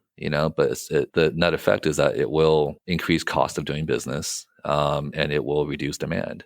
Well, at least that's the intention, right? And if they don't see it, they keep ratcheting up some more. And so, I guess the analogy would be, we probably need a little bit more tightening, but what happens when you over tighten the fastener, right? What happens if you over torque it? Is that it cracks, right? Break the head off. Yeah. Right. And I feel like that might be where the Fed is headed. Tell them to get their torque wrench calibrated before they calibrate a little bit, or at least wait for the market to respond before you torque it more, right? I think that's where that negative sentiment is coming from, is not knowing how this entity, which has a huge impact on our economy, is going to react. And nobody knows. But the expectation is that, and every indication has been that they will just continue tightening if they see growth. So I think that's where that negative sentiment comes from. Mm-hmm. All right, I'm going to present some of the comments that we've got, and you're welcome to give your take on any of these if you want. But they mostly focused on uncertainty and looking in the future. The first quote was, "Seeing mixed wins in our sales, uneventful periods with sudden bursts. It's steady, but not quite enough to drive measurable growth just yet. Unsure of the future trend." End quote. Another person commented that they're starting to see early encouraging signs of improvement. Quote, "A little more activity, starting to get some positive signs." And then our final quote, "Some people are seeing some pockets of strength in certain areas." Quote, "Our business is down. However, not all of our customers are feeling the slowdown. We're doing our best to pivot and regain in lost revenue." End quote. This sounds like a soft landing to me. I think it's a mixed bag. Exactly. Not everyone's seeing the same thing. And that kind of goes back to everyone's facing a different scenario, depending on the customers you service and the type of economic wins they're facing. So yeah, I think that having a mixed bag, probably it's a good thing. I think that shows you that you're on a fairly stable point right now, because some's going up, some's going down, and so the net effect is probably stable. If everyone's saying it's great, then we're probably too hot. If everyone's saying it's terrible, it means we're probably too cold. So yeah, so a little mixture, and hopefully that'll maybe check the experts in the government from doing something stupid. Wishful thinking. I know. All right. Anything else to add on the FDI, or we can jump in and give you a chance to tell the listeners what's going on at Brighton Best International? No, I think that's good. That's I just want to say, I think we are in a soft landing, and I just hope that the experts out there are able to decipher good growth from bad growth. That's all. Right. You mentioned let us know what's going on with Brighton. I was on your website and the news section of brightonbest.com, and there's a lot of personnel appointments and award announcements. So doing a lot with your people there. Anything else you want to add to that? Yeah, no, we're very fortunate. I think as a company, we have a lot of good people. I think we have some of the best technical minds in the business, in our business, in our company, and we're very fortunate to be where we are. We're really, I think, focused on a couple of things this year. One is with the fastener market being stable to kind of, I would say, declining a little bit in some pockets. We're really looking to promote ironclad and the glove market, especially to the buying groups. So, Saphira One, Net Plus, we put together some programs for those groups that, we're really trying to put an incentive out there for them to look at gloves as a way to diversify the revenue stream and ultimately build a better business because of that diversification. So we're pushing ironclad this year. We're also focused on pushing sort of the mill process, secondary operation business. Our core is really that bulk business that we do. But how do we add more value to that bulk business? That's kind of what we've been looking at. So being able to offer per print quotes, and we've been doing it, for a long time. Ever since I joined, we've been doing these type of programs. But really putting more emphasis into it and putting more focus into it, because we really do feel that it's a value add to our distributors. And the last thing really is that with the appointments we put on, one of the things that we've always thought about is how do we put more education and knowledge out there in the industry.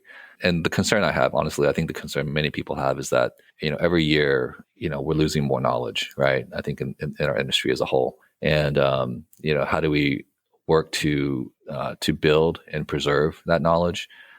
is something that we're focused on as well. I mean, it's not something that I think is going to become critical in the next 5 years, but 10 years, I think it might be. I think a lot of good people are probably going to retire, and so we're looking to try to preserve that by really putting out recording material and putting it out and hoping it attracts attention and gets more people interested into the industry, into the business. So, I mean, those are really kind of the things that we're really focused on. But I also say, let us know. We're always very curious about how we can help our distributors.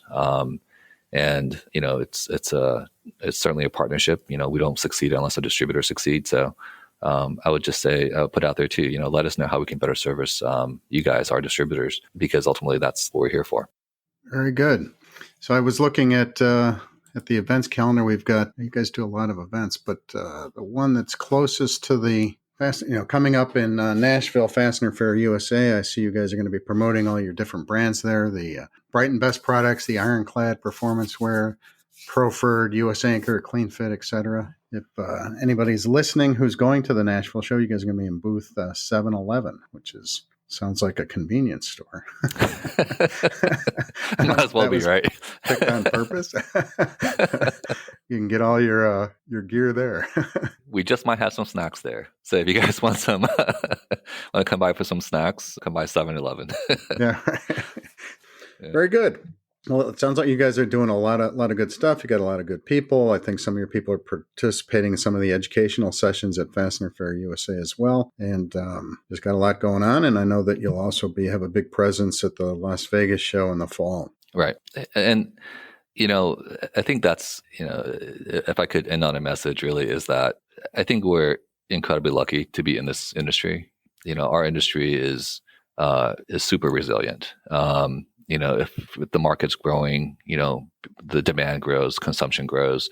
If the market is stable, there's always that maintenance and repair. We have a lot of, I think, strong macroeconomic factors that's trending to our favor. So, I mean, I think we're very lucky. I mean, honestly, I drive by an RV shop, on the way to work, and their parking lot is stacked full of RVs, like stacked full. Right. See the same thing here in Ohio. Right. And you figure, like they thought everyone's going to go camping all of a sudden and or want to get out of the house. But, the problem with RVs is that there's an obsolescence risk to it, right? So after 5 years, it's not like the RV will go bad, but the technology will change. Consumer demand will change for what that RV needs. And so, they're faced with a lot more pressures having that level of inventory that I would say we are as a fastener provider, because, the specifications for a hex nut doesn't change over the next 5 years, right? Somewhere else. Yeah. Exactly. So, I think we've seen all type of headwinds in the past, and everyone's still here. And I think that speaks to the resilience of this industry. So, regardless of what, you guys are hearing in the news about, I think that the rhetoric will probably pick up about how negative the economy might turn, but just have faith. I think we are a very resilient industry. We are a critical industry, and just hang in there. I think we'll be fine. That's good. That's a good way to end it, and I agree with that. We'll just keep on trucking. All right, good. Well, thanks again for joining us. It's been good to have you on the program and provide your insight, and we look forward to you coming back on the program again in the future. Good to be here again. That was Jun Xu. He's the president of Brighton Best International. The FDI number for February 2023 was a respectable 51.6 versus 47.7 in January. Visit FDIsurvey.com to participate in the process and get a detailed PDF copy of Baird's monthly analysis. Now for today's top story. With a planned start date at the beginning of the third quarter of 2023, Goebel is relocating production to Germany to produce a wide variety of blind rivets and toggle fasteners that will proudly carry the Made in Germany label. In a new 3,800 square meter production area, Goebel will produce over 20 million blind rivets per month in Erkrath, Germany, on more than 70 specialized production machines. The new facilities will be equipped with environmentally and energy-friendly features, and production will be run in 2 shifts 5 days a week. Marcel and Elias Goebel, CEO and CTO respectively of the Goebel Group, made the decision themselves to take this step, and they are leading the implementation of this investment, which is the company's largest in its 40-year history. Major customers from the fastener industries have encouraged Global to make this investment, and several of them have already fixed supply agreements, which will lead to good utilization of the new production machines. The difficulties in supply chains over the last few years, the new carbon border adjustment mechanism in Germany, and tense global political circumstances left no doubt for Global to start this project. Buying regionally has again become very much in focus according to surveys in the fastener industry. Marcel and Elias Global report that they are welcome to new discussions on the advantages of this new production investment in Germany. Next up, today's Fastener Newsmaker headlines. In corporate news, Spiral acquired Ford Aerospace. Nefco opened a new branch in Raleigh-Durham, North Carolina. Colony Hardware acquired New South Construction Supply. TriMas signed an agreement to acquire Weldmac Manufacturing Company. EFC International acquired Inventory Sales Company, also known as ISC. Desert Distribution Sales and Incentive Sales merged their manufacturers' representative agencies. And V&S Galvanizing acquired Corns Galvanizing Company. In personnel news, Martin Incorporated appointed Kevin Kozine as the new Vice President of Sales for Martin Fastening Solutions. Brighton Best International, also known as BBI, welcomed Bill King as the new Technical Sales Manager of the BBI Mill and Anchor Divisions, and Danielle Pulowski as the new BBI Chicago Branch Manager.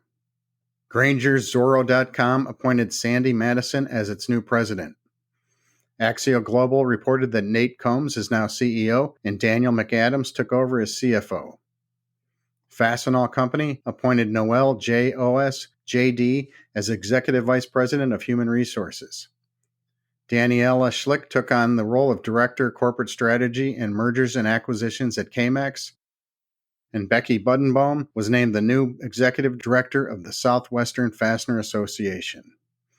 You can get details on all of these stories and more in Fastener Technology International Magazine and the Fastener News Report monthly newsletter, both available online at fastenertech.com.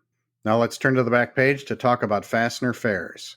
The year 2023 bodes to be a good one for the International Fastener Fair series of trade events that are dedicated to fastener and fixing technology. After a 4-year hiatus, Fastener Fair Global 2023, the 9th staging of the International Exhibition for the Fastener and Fixing Industry, formerly known as Fastener Fair Stuttgart, returns to Germany this month with more than 800 exhibitors from over 40 countries. This global trade fair has long been recognized as the largest fastener show in the world, and it drew over 12,000 visitors in 2019. You can see our preview of the show in the February-March 2023 issue of Fastener Technology International Magazine, as well as online at fastenerglobal.com. Taking place in just over 8 weeks from our recording date, Fastener Fair USA 2023 has high expectations as it heads south for the first time to Nashville, Tennessee, after several successful staging in the Great Lakes region. The 2023 exhibitor space is surging and nearly sold out as the show is shaping up to be about double the size of the 2022 event, with many of the 200-plus exhibitors taking larger booths than ever before. The April-May issue of Fastener Technology International will feature an extensive preview of the show, which also includes an expanded conference program developed in partnership with the Fastener Training Institute, the Industrial Fastener Institute, and the Midwest Fasteners Association, as well as a golf outing and a networking party. Log on to FastenerFairUSA.com to register for the show. Fastener Technology International Magazine is a media partner of both Fastener Fair Global and Fastener Fair USA, and we are looking forward to focusing on fasteners at both of these events.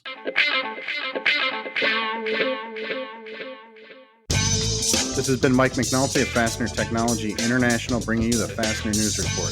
Please send your news, pictures, comments, corrections, or complaints to me at mcnulty@fastenertech.com.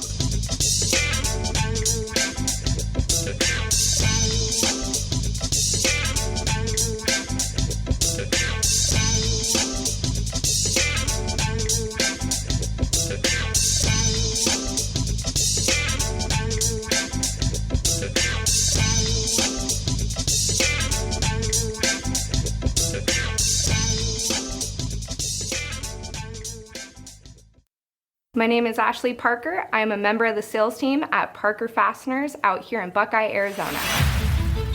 Parker Fasteners is a quality manufacturer of fasteners such as aerospace, military, commercial, and much more. They could be something that you put in a vehicle, in your eyewear, in computers, and much more. We actually just experienced a 40% growth just in last year. Here at Parker, we take pride in the quality of our product. Doing so, we want every employee to take pride in the product. So we take the time to show you, teach you everything there is to know about screws. It's actually kind of a fun industry. It's a growing industry. The possibilities are endless. Parker Fasteners is forging the future for many years to come, and I encourage you to be a part of that. Precision, efficiency, durability. J.L. Franco has been a trusted name for the finest lock nuts worldwide and across North America for over 40 years. J.L. Franco keeps projects on track, on time, and on budget, providing self-locking lock nuts and critical bolting components for applications in aerospace, energy, military, rail, mining, industrial, and many other sectors where reliability and high performance are essential. Learn more about J.L. Franco online at www.jlanfranco.com, and don't miss our booth at Fastener Fair USA. J.L. Franco, lock nuts for critical bolted joints.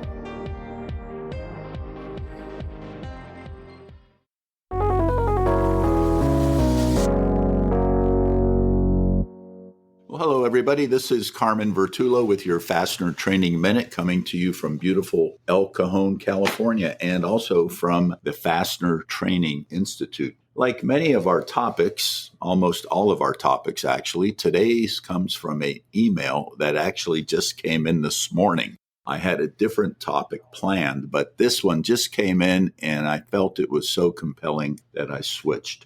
It has to do with three things, and I kind of like it when we have overlapping issues or processes or materials involved in one particular Fastener Training Minute. The things involved in this Fastener Training Minute are black oxide finishes, stainless steel, and salt spray testing. Now, I think we may have had a recent similar discussion on this topic, but this is a really interesting case, and unlike many cases, I was able to come to a pretty quick answer for the person who had the question. So I'll tell you what that question is, and when we come back, we will have the answer. The question is this: we have a customer that is trying to get a screw that we sell them that does not have a 96-hour salt spray requirement, but now they have another application that has a salt spray test requirement. The screws are made of 18/8 stainless steel and passivated, and then they get a black oxide finish. Look at the pictures from the salt spray test. There is a lot of red rust. What the hell is going on here? I thought 18/8 stainless steel could pass a salt spray test. Why is this happening? When we come back, I'll tell you. At Worth, status quo isn't an option. Worth is a global supply chain solutions provider of fasteners, MRO, and safety products, along with value-added services like kitting and assembly, 3D printing, and engineering assistance. Find out what Worth can do for you at worthindustry.com.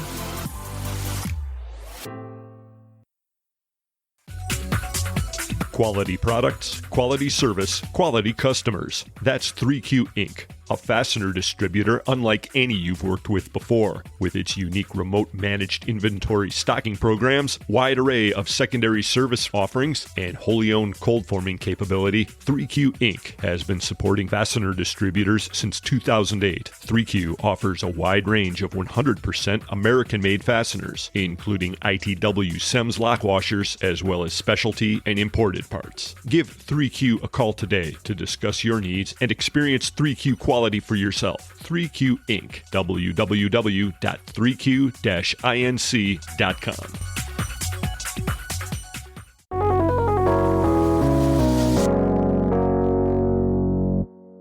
Well, hey, everybody, welcome back to the Fastener Training Minute. This is Carmen Vertullo, and today we're talking about the combination of black oxide finish on stainless steel and salt spray testing. Well, first, let's just pretend like we were putting some fasteners into the salt spray test and they had a black oxide finish and they were just steel.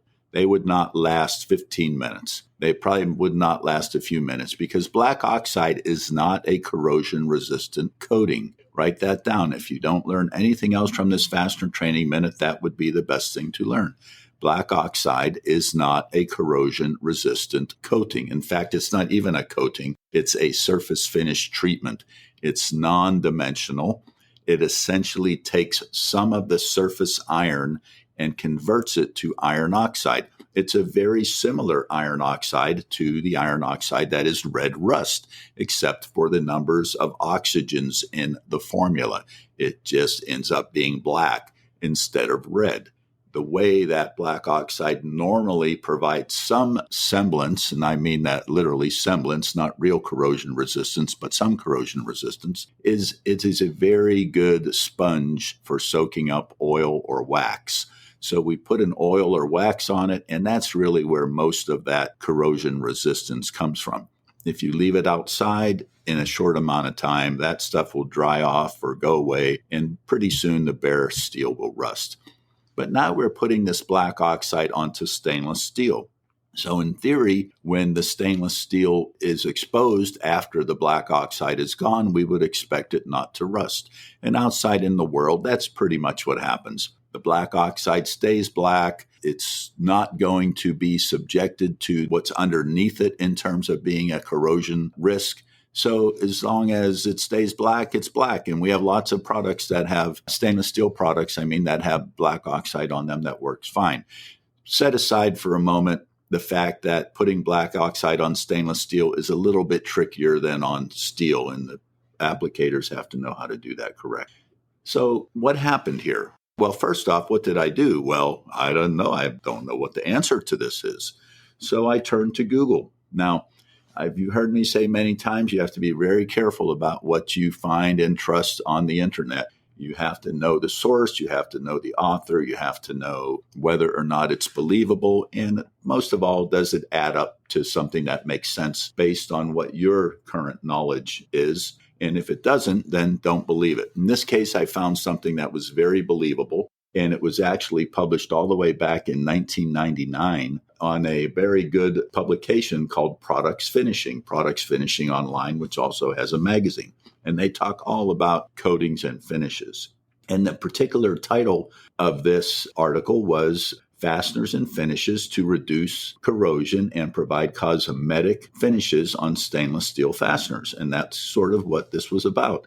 And they talk about black oxide and its color and how it works and so on. But right back into the middle of the article, all the way down. And if you'd like to have this article, just email me at carmenv@carverem.com, CARVEREM, edwardmary.com, and I will send you this article. But if you just Google pfonline.com, or if you just Google what I Googled, which was fasteners, black oxide, stainless steel, you'll probably find it. This is what it says. A negative to black oxide finish is the fact that the coating is not a corrosion-resistant finish. It is not suitable in any situation for outdoor use, a fact that negates its selection for stainless steel in the first place. In samples of stainless steel parts tested for suitability with black oxide as a coloring agent, it was found that parts exhibited red rust in unacceptable amounts. Series 400 stainless steel parts rusted more rapidly when black oxide finished than did parts left plain passivated. Series 200 parts rusted faster than did Series 300 parts and showed more undesirable rust product when oxided rather than did plain passivated parts. Series 300 stainless steel, the main material of most threaded fasteners, showed red rust on parts with nominal salt spray hours. An investigation of why this was occurring showed that the nature of the black oxide coating was responsible. The surface layer of the stainless steel had been converted to iron oxide, another term for red rust, and ferric sulfide smut. This smut was black and colored the oxide layer. While post-applied oils and waxes reduced the rate at which the finish occurred, the failure was still fairly rapid. And it goes on to say a few things about the chemistry behind converting the black oxide into red oxide. And it doesn't always happen, but the bottom line is you cannot expect a stainless steel black oxide coated part, even though it might work fine in its particular application, you cannot expect it to perform well under salt spray testing. And that was a really good answer to be able to say to my client that they could say to their customer, bad idea. So let's find some other way to make your parts black if you want to put them in a salt spray chamber test. And perhaps that will be the topic of another future Fastener Training Minute. How do you get really good looking black fasteners? And there are several ways to do that, and I know most of them. Well, that has been your Fastener Training Minute. I hope you learned something, and thank you for listening.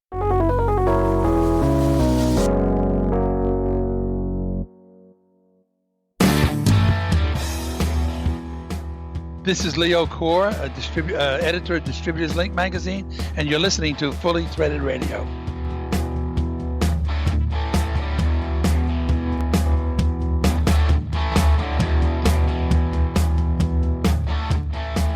Endries International has been helping OEMs tackle fastener challenges with fasteners and related components for over 50 years. Michael Knight is the president and CEO of Endries. He's joining us from the road today, which I very much appreciate. With over 10 distribution centers, including your brilliant Wisconsin flagship location, Michael, it's not surprising you do a lot of traveling. Thanks for being here with us. Where are you today?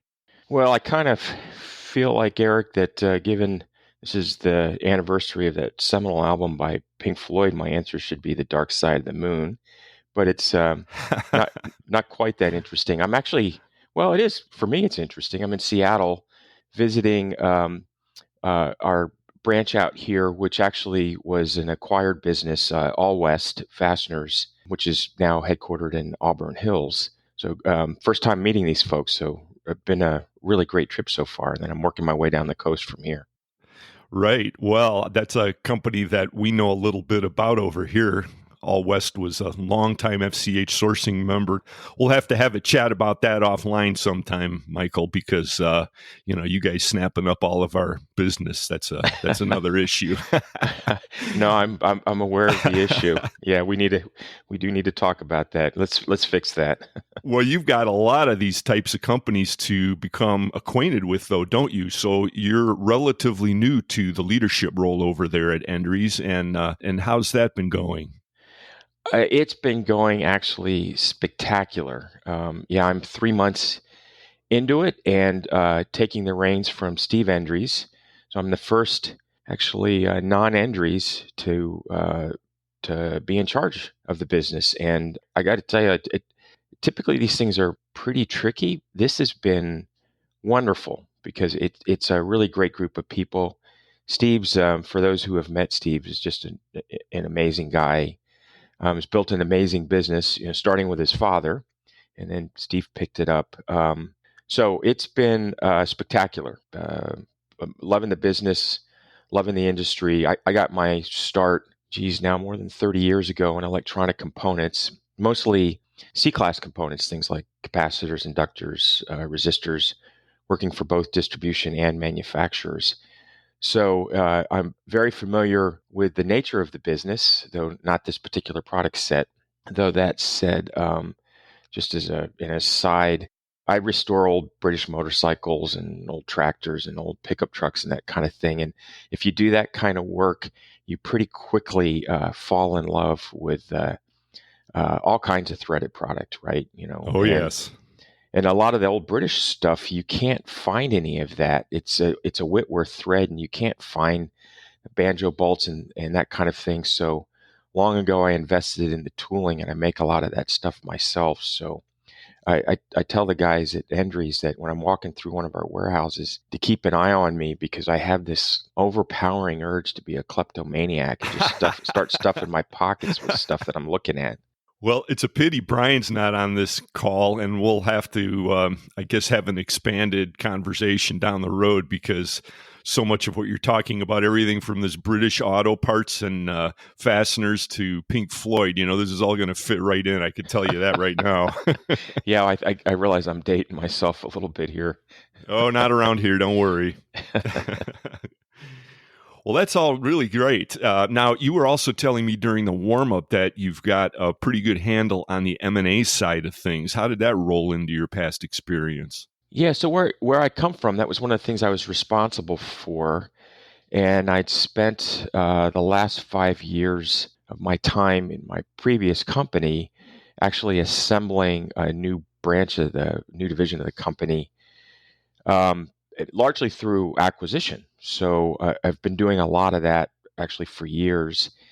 And when I got to Endries, one of the things that I found is, first of all, people who know Endries know that the last few years in particular, it's been pretty acquisitive. And I think it's got a great story to tell, one that really resonates with me. And in fact, that's what Steve Endries is driving. One of the things that behind this transition from Steve to me is it frees Steve up to spend all of his time looking at targets, meeting people, laying the groundwork. We do really have a spectacular story to tell. And actually, story is not the right word, because story implies it's not real. I mean, what we offer companies that, especially if they're still founder-owned and led, is a really nice environment if they are looking to transition their business or transition out of their business. We've got a terrific track record with the companies that we've acquired in terms of helping them develop synergies with Endries and expand their business, because what we're doing is growing our business both organically but inorganically through acquisition, and then investing in the acquisitions to accelerate their organic growth. So it's a concept that I'm really familiar with. 5 years ago, I had a zero revenue in a new business that I internally started, and in 5 years, we were moving into our new fiscal with a $800+ million revenue plan, and that was all built on this concept of acquisition and then investing in the acquisition to accelerate growth. So it's one of the many things, Eric, that feels really familiar to me coming to Endries. That is a really impressive story. Wow. Okay, so looks like Endries is in good hands from what I can tell. So is your number one mission then to continue on that, or in addition to that, are you looking to use another vector to grow the business? I mean, you mentioned acquisition and organic. On the organic side, what does the strategy look like? Yeah, that's a really important question. So there are three main levers that really I think any business has to pull, and we've talked about acquisition for growth. On the organic side, so the core Endries business, obviously we want to continue to grow that by finding what I call new customer logos, finding new customers that we can work our magic with. And I think this year is going to be a pretty interesting year for that, because we're coming out of just unprecedented supply chain challenges the last couple of years. And I realize a lot of our OEM customers may be dissatisfied with the experience they had with their chosen supplier going into the supply chain issues. Some of it could very well be justified. Some of it could just be, honestly, we all struggled.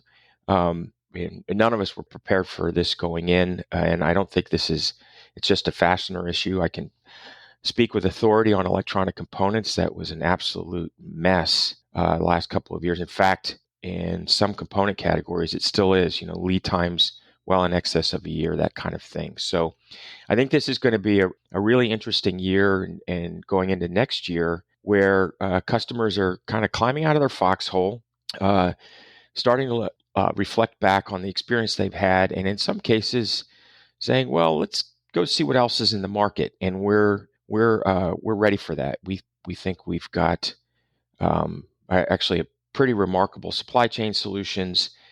And so I think the organic growth in terms of new customer logo acquisition is going to accelerate for us, in particular as we come out of this period of time we've been in.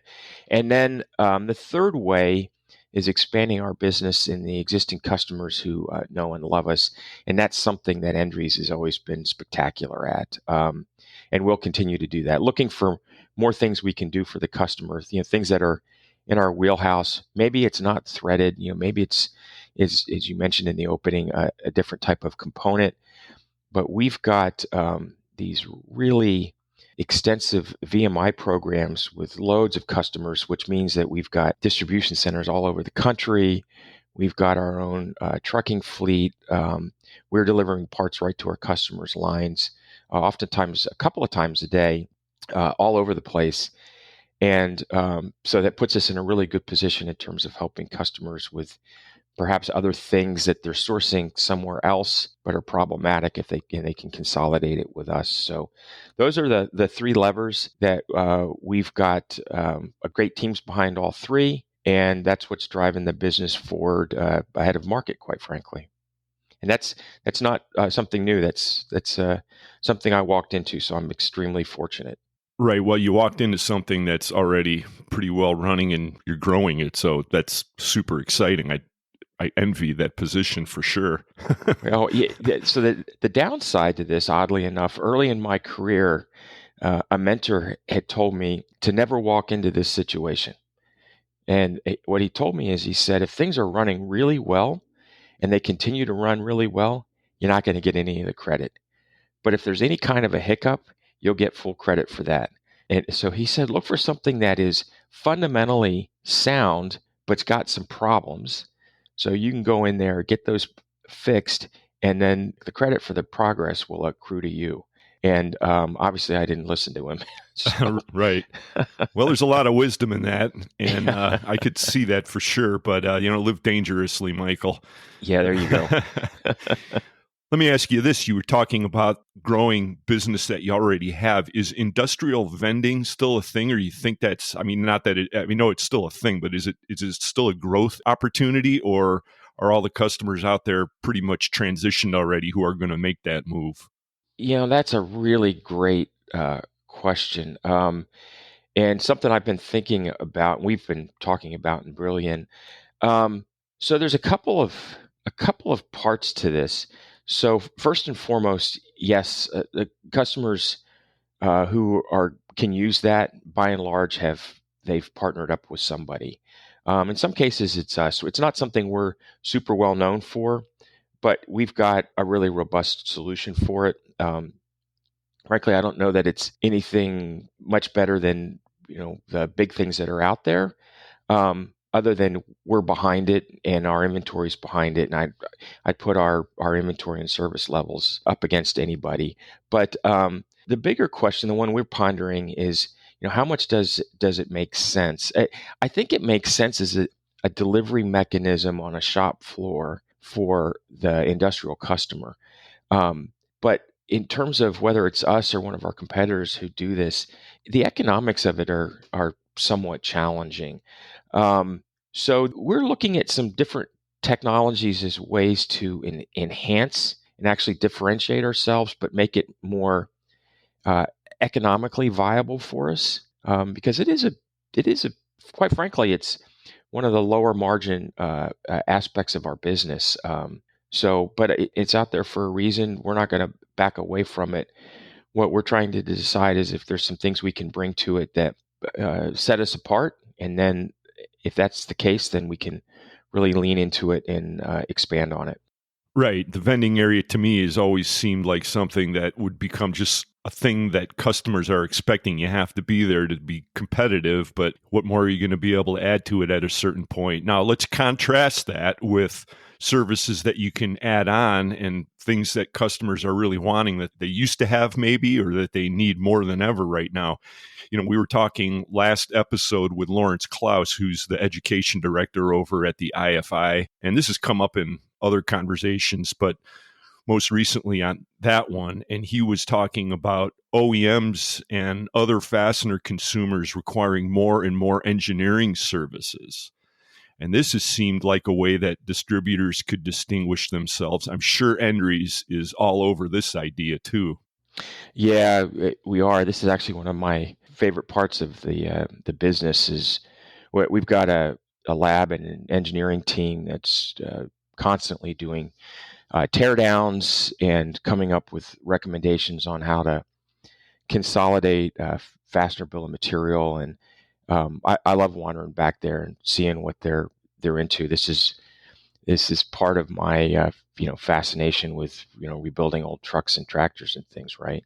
And that's a huge area for us. It's very important. It's a source of differentiation, and I think coming out of the supply chain issues, it's actually more important than ever for our end customers, because when as I visit customers and and I meet with engineering teams, I meet with purchasing teams.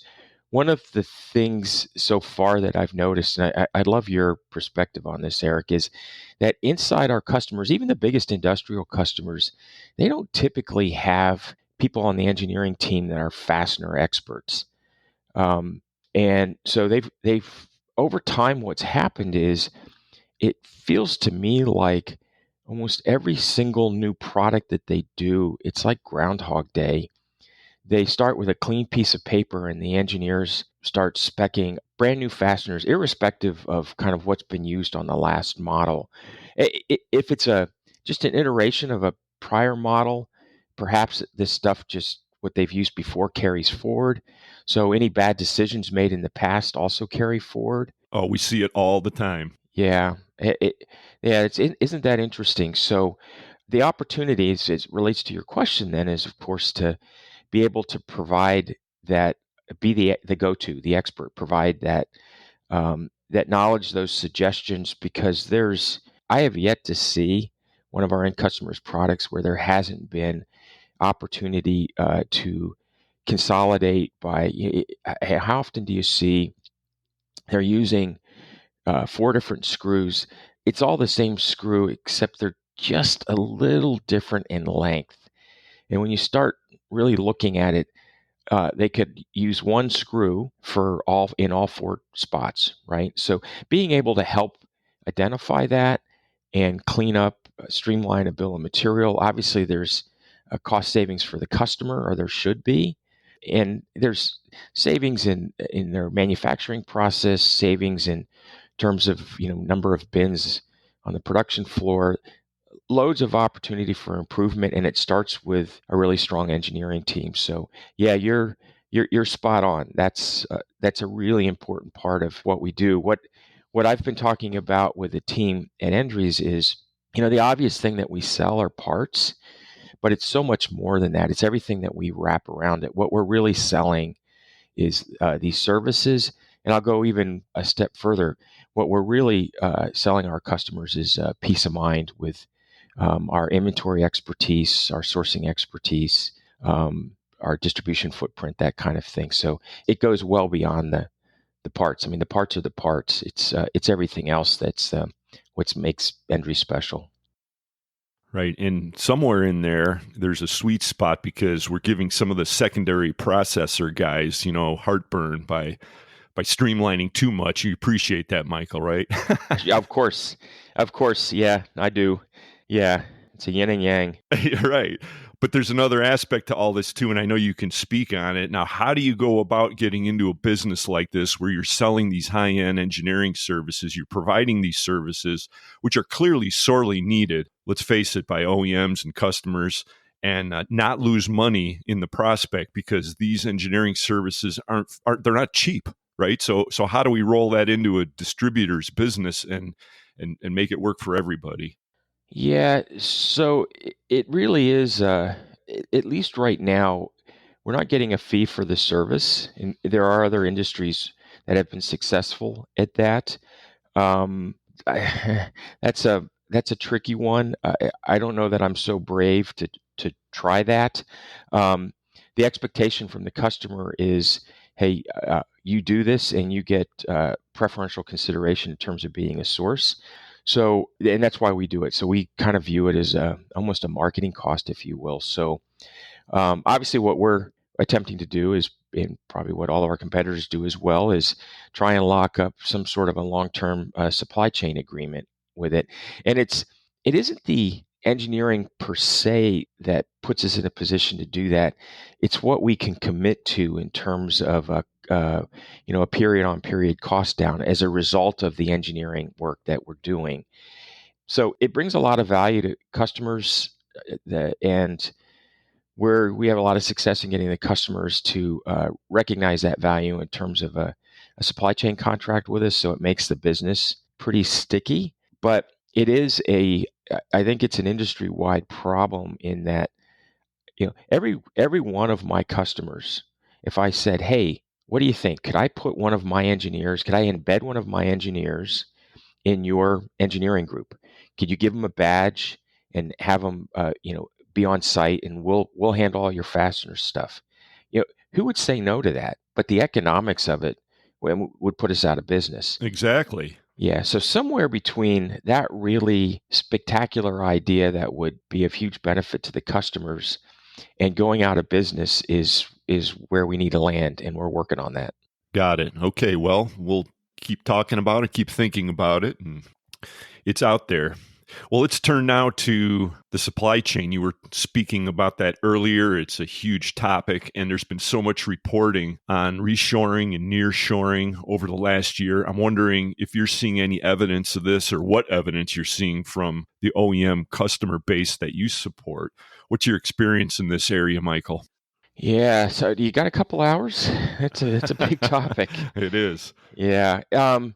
So there's a lot of different angles on this. So the reshoring isn't new. It was starting, well before the current supply chain crises, and it definitely has picked up momentum. I can think off the top of my head of a couple of big projects we're working on right now that are all related to that, where our OEM customer was manufacturing offshore, they're bringing it onshore, and in the course of doing that, reevaluating everything that goes into the product, because they're going to have to change sources on some of the sources that they built. In fact, in many cases, all of your sources tend to be local to where you're manufacturing. So when you move the manufacturing, and especially back to North America, you end up having to rebuild your supply chains, which obviously creates opportunities for those of us who are component suppliers in North America. So I see loads of evidence of that gaining momentum, and it's sorely needed. When you think about the supply chains of today, especially how Asia-centric they are, that's really something that started. Well, it started back in the 70s when Nixon orchestrated China coming into the World Trade Organization, which I still think, that stood the test of time. That was a brilliant strategy to counterbalance what was going on with the Communist Party, and to get China involved in the world economy. And, we've seen what's happened there. So now what's happening, of course, is tensions between China and the U.S. have been escalating. We had this supply chain crisis, which wasn't just geopolitical. There's a lot of things going on with this. It's demand exceeding capacity for a prolonged period of time, and the manufacturer's reluctance to invest in more capacity for a variety of reasons. All of the weather events that have been costing the industrial world hundreds of billions of dollars each year lately. And it's forced us all to look at these 50, 60-year-old supply chains that are all clumped up in places where the politics are bad, the weather's worse, and start looking at making our supply chains more resilient, which is what kind of leads to the reshoring.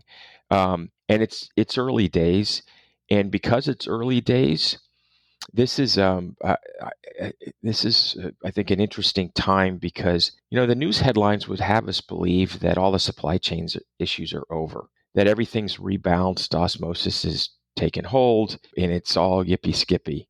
Not even close.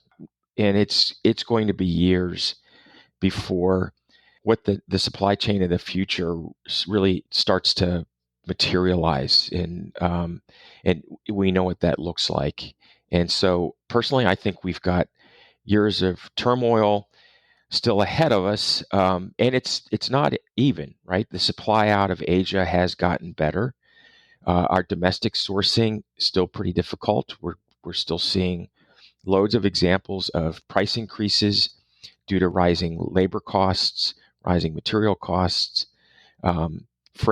Domestic freight has not yet started to retreat, so we're still kind of at peak pricing there. So it's not a one size fits all, but I will tell you that the headlines do not have this right. Things are far from back to normal, and when they do get back to normal, it's not going to look like what normal looked like pre-COVID, right? So, there's a lot going on there. There's a lot to unpack, and I think despite the headlines, the reality is going to be things are still going to be choppy. And probably the most important point I want to make about all of this is actually underlying demand is alive and well. Whether it's in my old business, which is electronic components, or in Endries Fastener business, when I talk to OEM customers about what their business looks like, what their backlog looks like, what their true demand looks like, almost always, Eric, I'm hearing that things are strong. It's hectic. People have working capital challenges because of an accumulation of inventory. And we still have manufacturers are still struggling with missing the proverbial golden screw. And that hasn't changed. But the long and short of it is backlogs are solid. And if we can get some unlocks going, like golden screws coming in, or imagine, China, which has been, I'm sorry, I'm rambling here a little bit, but China's been offline really for 3 years.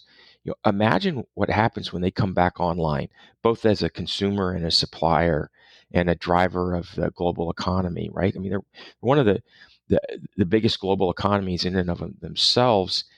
And I think that puts a tremendous amount of additional pressure on supply chains. And it wouldn't surprise me at all as China comes back online if we see lead times start to go out. And, we're all hoping for pricing to relax. But when that happens, I think what we'll see is pricing start to firm up again. We are, long and short of it, we are a long way from being out of the woods on this one. Right. Well, it's a world in flux. I think everybody's pretty much in agreement on that one. And don't worry about shooting down some of the mainstream headlines and stuff. Fully threaded listeners are used to the iconoclastic tendencies around here. So no worries at all there, Michael.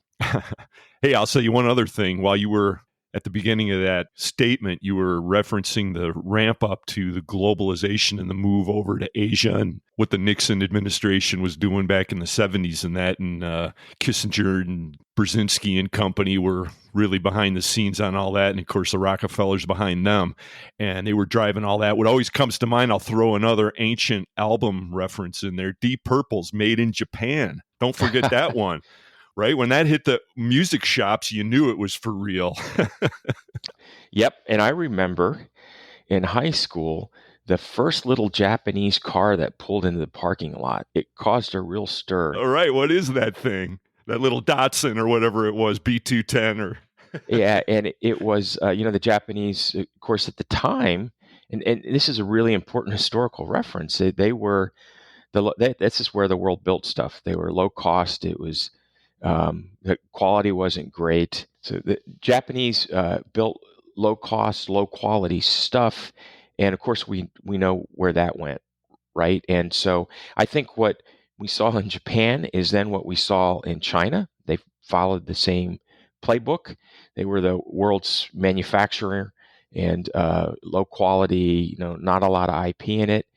And where they've moved, they've followed Japan, but faster. And so now as we start looking at places like Vietnam and start expanding in the Philippines and India in particular, it's going to be the exact same progression. And it's just Japan on steroids. Right. Well, we're all watching that. And in the meantime, we're also watching, I don't know if you're familiar with the reshoring initiative. We've been keeping an eye on this for several years around here. Harry Mosier's the crusader over there really driving this thing, and he was way out in front of the parade. I took a look at their first half of 22 numbers. They don't have the final report out yet, or I haven't found it, but you might be interested to know. Now, they measure reshoring. They define it as a combination. It's a bit nebulous, but it's this combo of foreign direct investment and jobs that have come back as they measure it. And at the top of the list is electronic equipment and appliances and components. And also in the top 10 are fabricated metal products and primary metal products. So that all seems right in the Endries wheelhouse. Yeah, for sure. It's a great website. I've been tracking that data and using it in presentations for a few years now. Yeah, and I've noticed the same thing. There is definitely something going on. Unfortunately, we're all kind of dealing with the fact that pretty much everything's been politicized these days, and that certainly is true with the state of manufacturing in the U.S. And there's a lot of rhetoric about what happened. U.S. was a manufacturing powerhouse; it was a huge part of GDP. That's transitioned over the years to service, and that's precarious. And what caused it? How do we fix it? And all the rest of it. The thing that gets overlooked in all that rhetoric is the real killer of manufacturing jobs in the U.S. Over the last 30 years hasn't been offshoring. It's been technology. It's been efficiency improvements. The fact of the matter is what gets manufactured today gets done. There's robotics and everything else. And what happens is this stuff comes back to the U.S. It does bring jobs, but they're different kinds of jobs, which is a good thing, in my opinion.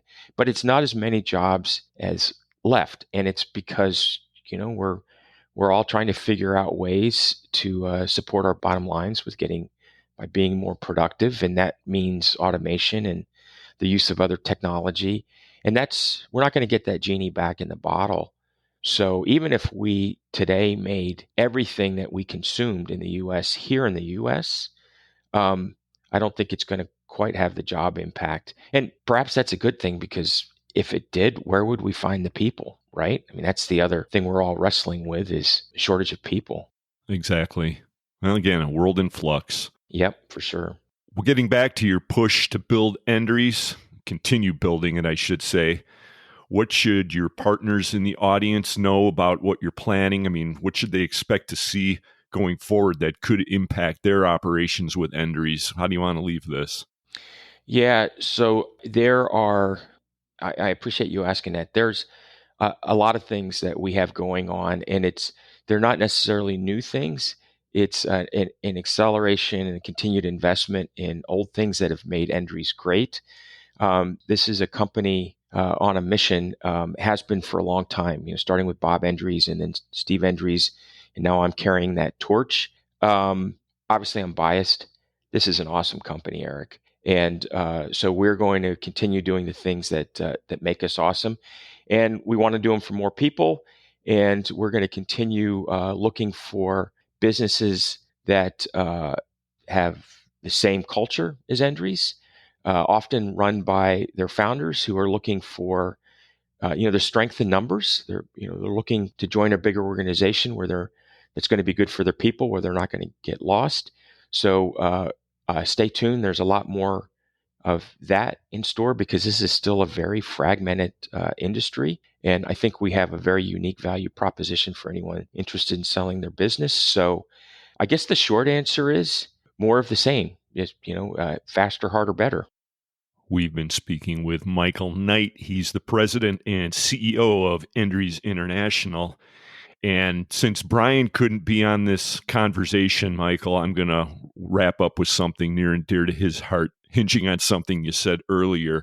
Your dream British automobile, what is it? Yeah, that's an easy one. Jag XKE. Ooh. Yeah, but the first thing I would do is tear the electronics out of it. I'd rewire it. Of course. Those things, a lot of that vintage British stuff was positive ground. So I'd put a 12-volt negative ground system in, modern electronics, and then I get rid of that motor. It's a beautiful motor when you can keep it running. Right. What is that, like a 24-valve monster or something? Yeah, exactly. It's each cylinder's got its own carburetor, so keeping those things synced it's a nightmare. You can get a really nice conversion kit, and it's a little sacrilegious, but you can drop a really good Ford crate motor in those suckers and get yourself a really reliable car. But man, I love that long hood and all the swoopy sheet metal. Right. Now, what vintage are you looking at here? Something from the 60s. And I'd probably paint it either that really dark British racing green or a blood red, complete with the knockoffs, the whole 9 yards. That's quite the car. All right. Well, we're getting into dangerous territory now, and we're definitely going to have to pick this one back up, Michael. I hope you'll oblige us at some point. I'd love to. I really appreciate the opportunity, Eric. Hey, everybody. The address for Endries, of course, is endries.com. Get out there to learn more about what they're doing. I think you'll be seeing and hearing a lot more from Michael Knight of Endries International in the future. Thanks so much for joining us today. Hey, I really appreciate the invitation. I've enjoyed the conversation and hope to have the chance to do it again sometime soon. You bet. Thanks for joining us, everybody. We'll be back in a minute. It's Fully Threaded.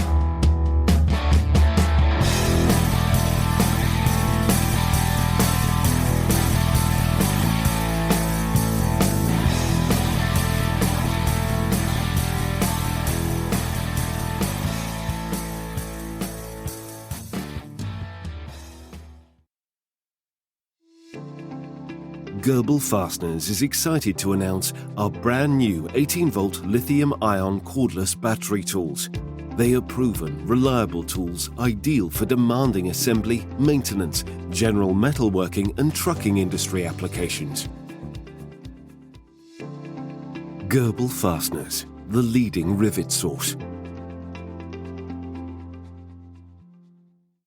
Are you in the fastener industry and looking for the latest technologies and products? Then you need to be at Fastener Fair USA. This premier event takes place May 16th and 17th at Music City Center in vibrant Nashville, Tennessee. Meet with leading manufacturers and suppliers, learn about new innovations and trends, and network with industry experts at our opening night party at the Country Music Hall of Fame. Don't miss out on this opportunity to take your business to the next level. Register now at FastenerFairUSA.com. It's going to be amazing. See you in May. Stainless Dan here, coming to you from Star Stainless. Star quality is more than products, just the way Wayne wanted it to be. It's simple. We're Star. This is Steve Dunham from Sasco Fasteners, the Sasco Man in Medford, Oregon, and you're listening to Fully Threaded Radio.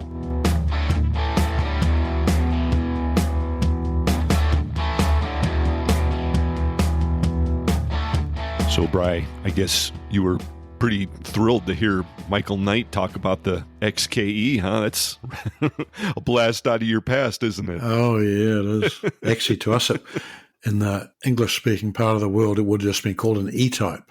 And I drove many miles in one of those things. Okay. I think, yes, I remember you telling me some stories about that. Now, that was back in New Zealand or Australia? No, New Zealand. I had one in New Zealand.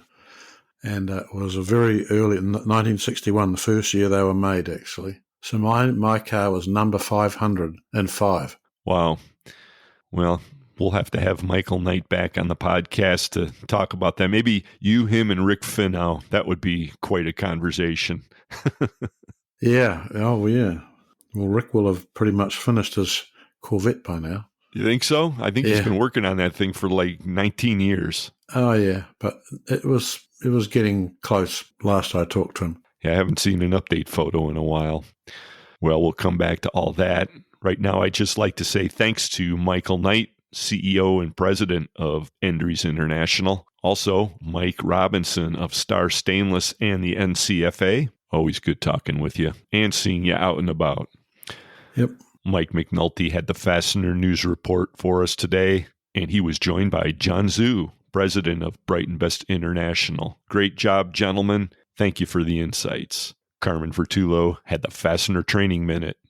The title sponsors of Fully Threaded Radio are Brighton Best International. Tested, tried, true. Brighton Best.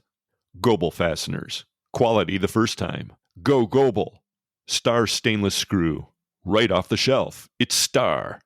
Fully Threaded is also sponsored by Buckeye Fasteners, BTM Manufacturing, Eurolink Fastener Supply Service, Fastener Technology International, Fastener Fair USA, InSequel Software, J. Lanfranco, Parker Fasteners, Solution Industries, 3Q Inc., Volt Industrial Plastics, and Worth Industry North America. The email address, ftr@fullythreaded.com. Get with us anytime. We'd be very glad to hear your questions, comments, inquiries, and so forth.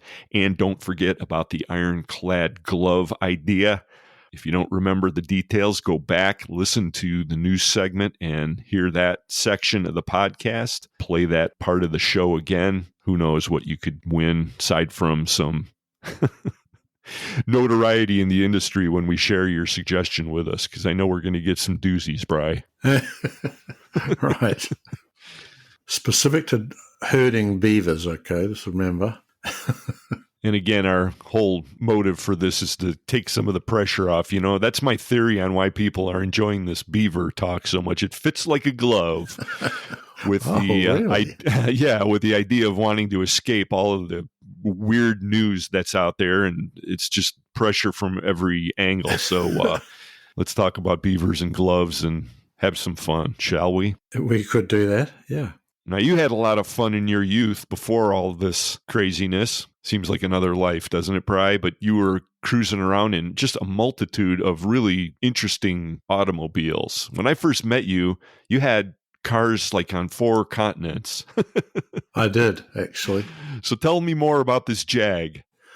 Well, I had a beautiful red convertible, 1961, and prior to that, actually at the time I bought my Jag, I had another British sports car, very rare, made by Daimler, that made like sedans to carry the royal family around in. But they made they decided to change and make a sports car. It was a V8, one of the only V8 British sports car for years.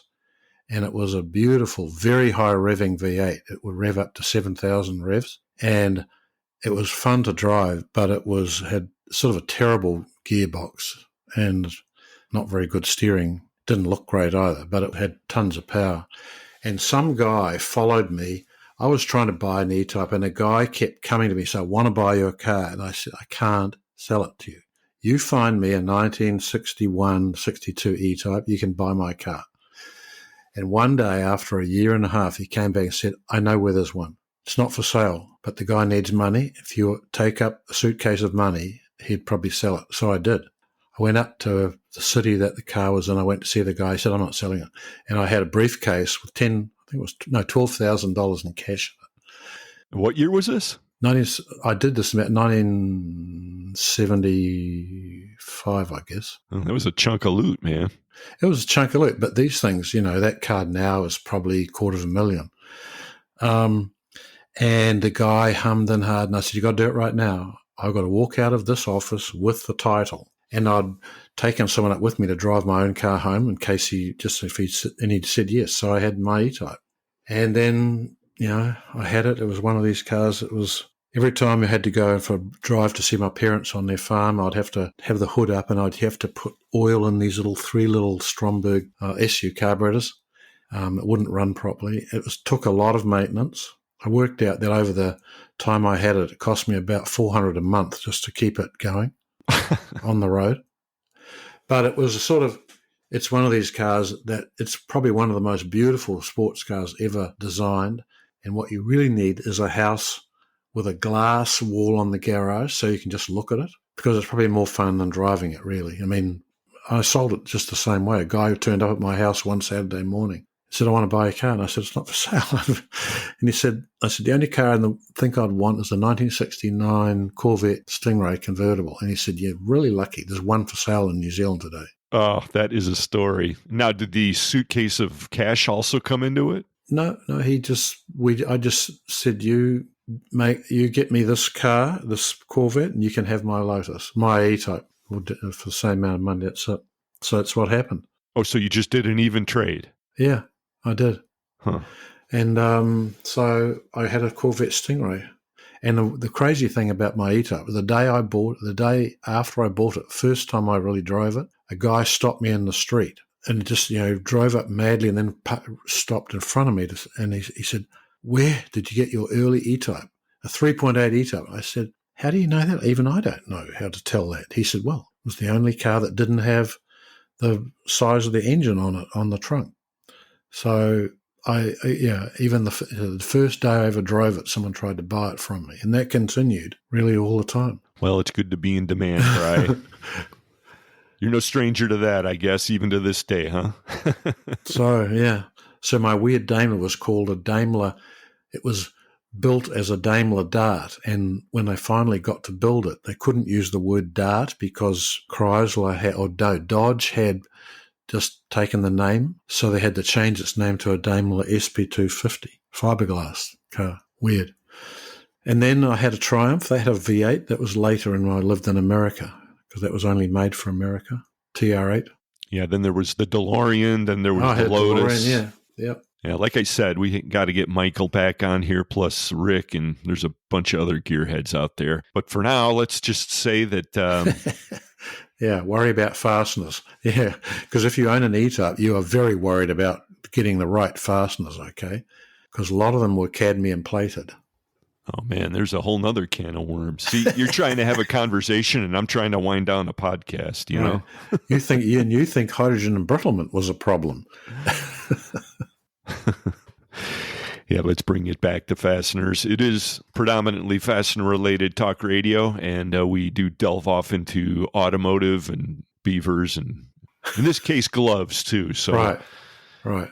With that, we'll put this one in the can. We'll say thanks for listening in. Don't miss next episode. It'll be the return of Mr. Mark Strandquist as he joins Mike McNulty on the Fastener News Report to pour over the next Fastener Distributor Index report. Ought to be a good one, Bri. Yeah, cool. Plus, we'll have lots more stuff for you, including the winner of the Ironclad Glove Beaver Combat Contest. Right. For Brian Musker, this is Eric Dudas. Get out there, sell some screws, check out those gloves. Yeah, make sure you enter the contest, okay? And we'll talk to you next time. Till next time, folks.